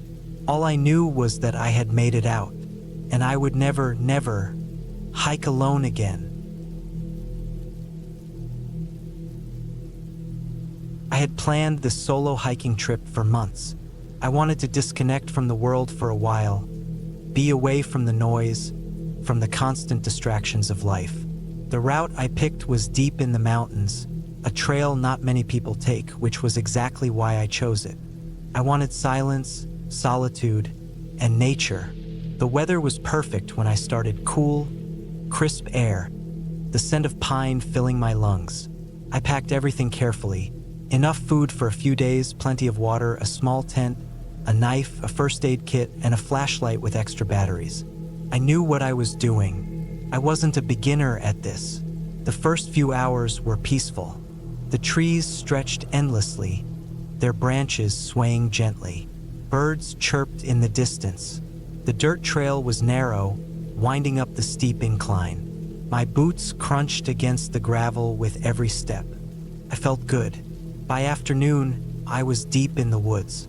The sunlight barely broke through the thick canopy above, leaving the forest dim even in daylight. I had expected this. What I didn't expect was the silence. The birds had stopped chirping. The wind had died down. Even my own footsteps seemed muted. I told myself it was nothing. Maybe I had just gotten used to the sounds. But the feeling sat heavy in my gut. Something was off. I kept moving. The further I went, the more uneasy I felt. The trail looked different than I remembered from the map. The trees seemed taller, the shadows longer. I checked my GPS. It showed I was still on the right path, but something about the landscape felt wrong. Then I noticed it. The footprints. They weren't mine, and they weren't fresh. The dirt around them was slightly dry, meaning they had been there for at least a day. They were deep, like whoever left them was carrying something heavy. I crouched down and looked closer. The pattern was strange. Whoever made them had been walking in the same direction as me, but then suddenly veered off into the trees. There was no sign of them returning to the path. I stood up, trying to shake off the nervous energy building inside me. Maybe it was just another hiker who went off-trail to explore. But still, why did they leave the path so abruptly? I kept going, keeping my pace steady. The sun was starting to lower, painting the sky orange. I needed to set up camp soon. I found a good spot. A small clearing surrounded by trees, far enough from the main trail that I wouldn't be disturbed. I set up my tent quickly, ate a small meal, and sat for a while, listening. The forest had gone completely silent again. That night, I woke up to something moving outside my tent. I froze. It wasn't the rustling of a small animal. It was slow, deliberate. Footsteps. I held my breath, My mind raced. A bear? A mountain lion? No, it was different. The steps weren't heavy enough for a bear, and they weren't the quick, light steps of an animal. I reached for my knife, gripping it tightly. Then silence. I waited, my heart pounding. I didn't hear anything else. Minutes passed, maybe an hour. I wasn't sure. Eventually, exhaustion took over, and I drifted back into a restless sleep. In the morning, I stepped outside to check the area. The dirt around my tent had been disturbed. Footprints, human. They circled my tent, then led back into the woods. Someone had been watching me. Panic set in, but I forced myself to stay calm. I packed my things quickly. I needed to leave. Now, I checked my GPS again. I was still on the right path, but I picked up my pace. The uneasy feeling in my gut had turned into full-blown fear. For hours, I hiked without stopping. My mind kept replaying the night before. Who was out there? Why didn't they do anything? Were they waiting for something? Then I saw it. A backpack. It was lying just off the trail, half buried under leaves. I hesitated, then slowly walked toward it. It looked old, the fabric torn in places, the zippers rusted. I crouched down and unzipped the main compartment. Clothes, a water bottle, a flashlight, a notebook. I picked up the notebook and flipped through it. The handwriting was shaky, frantic. I read a few lines. I hear them at night. They don't leave. They just watch. I tried to leave, but the trail keeps changing. I don't think I'm alone. If someone finds this, get out. Don't stop. Just keep moving. My blood ran cold. I dropped the notebook and stood up. My breathing was too fast. My hands were shaking. Then I heard it. Footsteps. Not far. I didn't think. I ran. I didn't care about the trail anymore. I didn't care about the direction. I just needed to get out of there. Branches scratched my arms. Roots caught my feet, but I didn't stop. I ran until my lungs burned, until my legs felt like they would give out. Then I saw it. The road. A thin strip of asphalt cutting through the trees. Civilization. I stumbled toward it, my whole body trembling. When I reached the road, I turned back one last time. The trees stood still, the forest silent. But I knew I wasn't alone. I walked until I found a passing car. The driver pulled over, and I climbed in without a word. I never went back to that trail. I never wanted to know who or what had been out there with me, and I never will.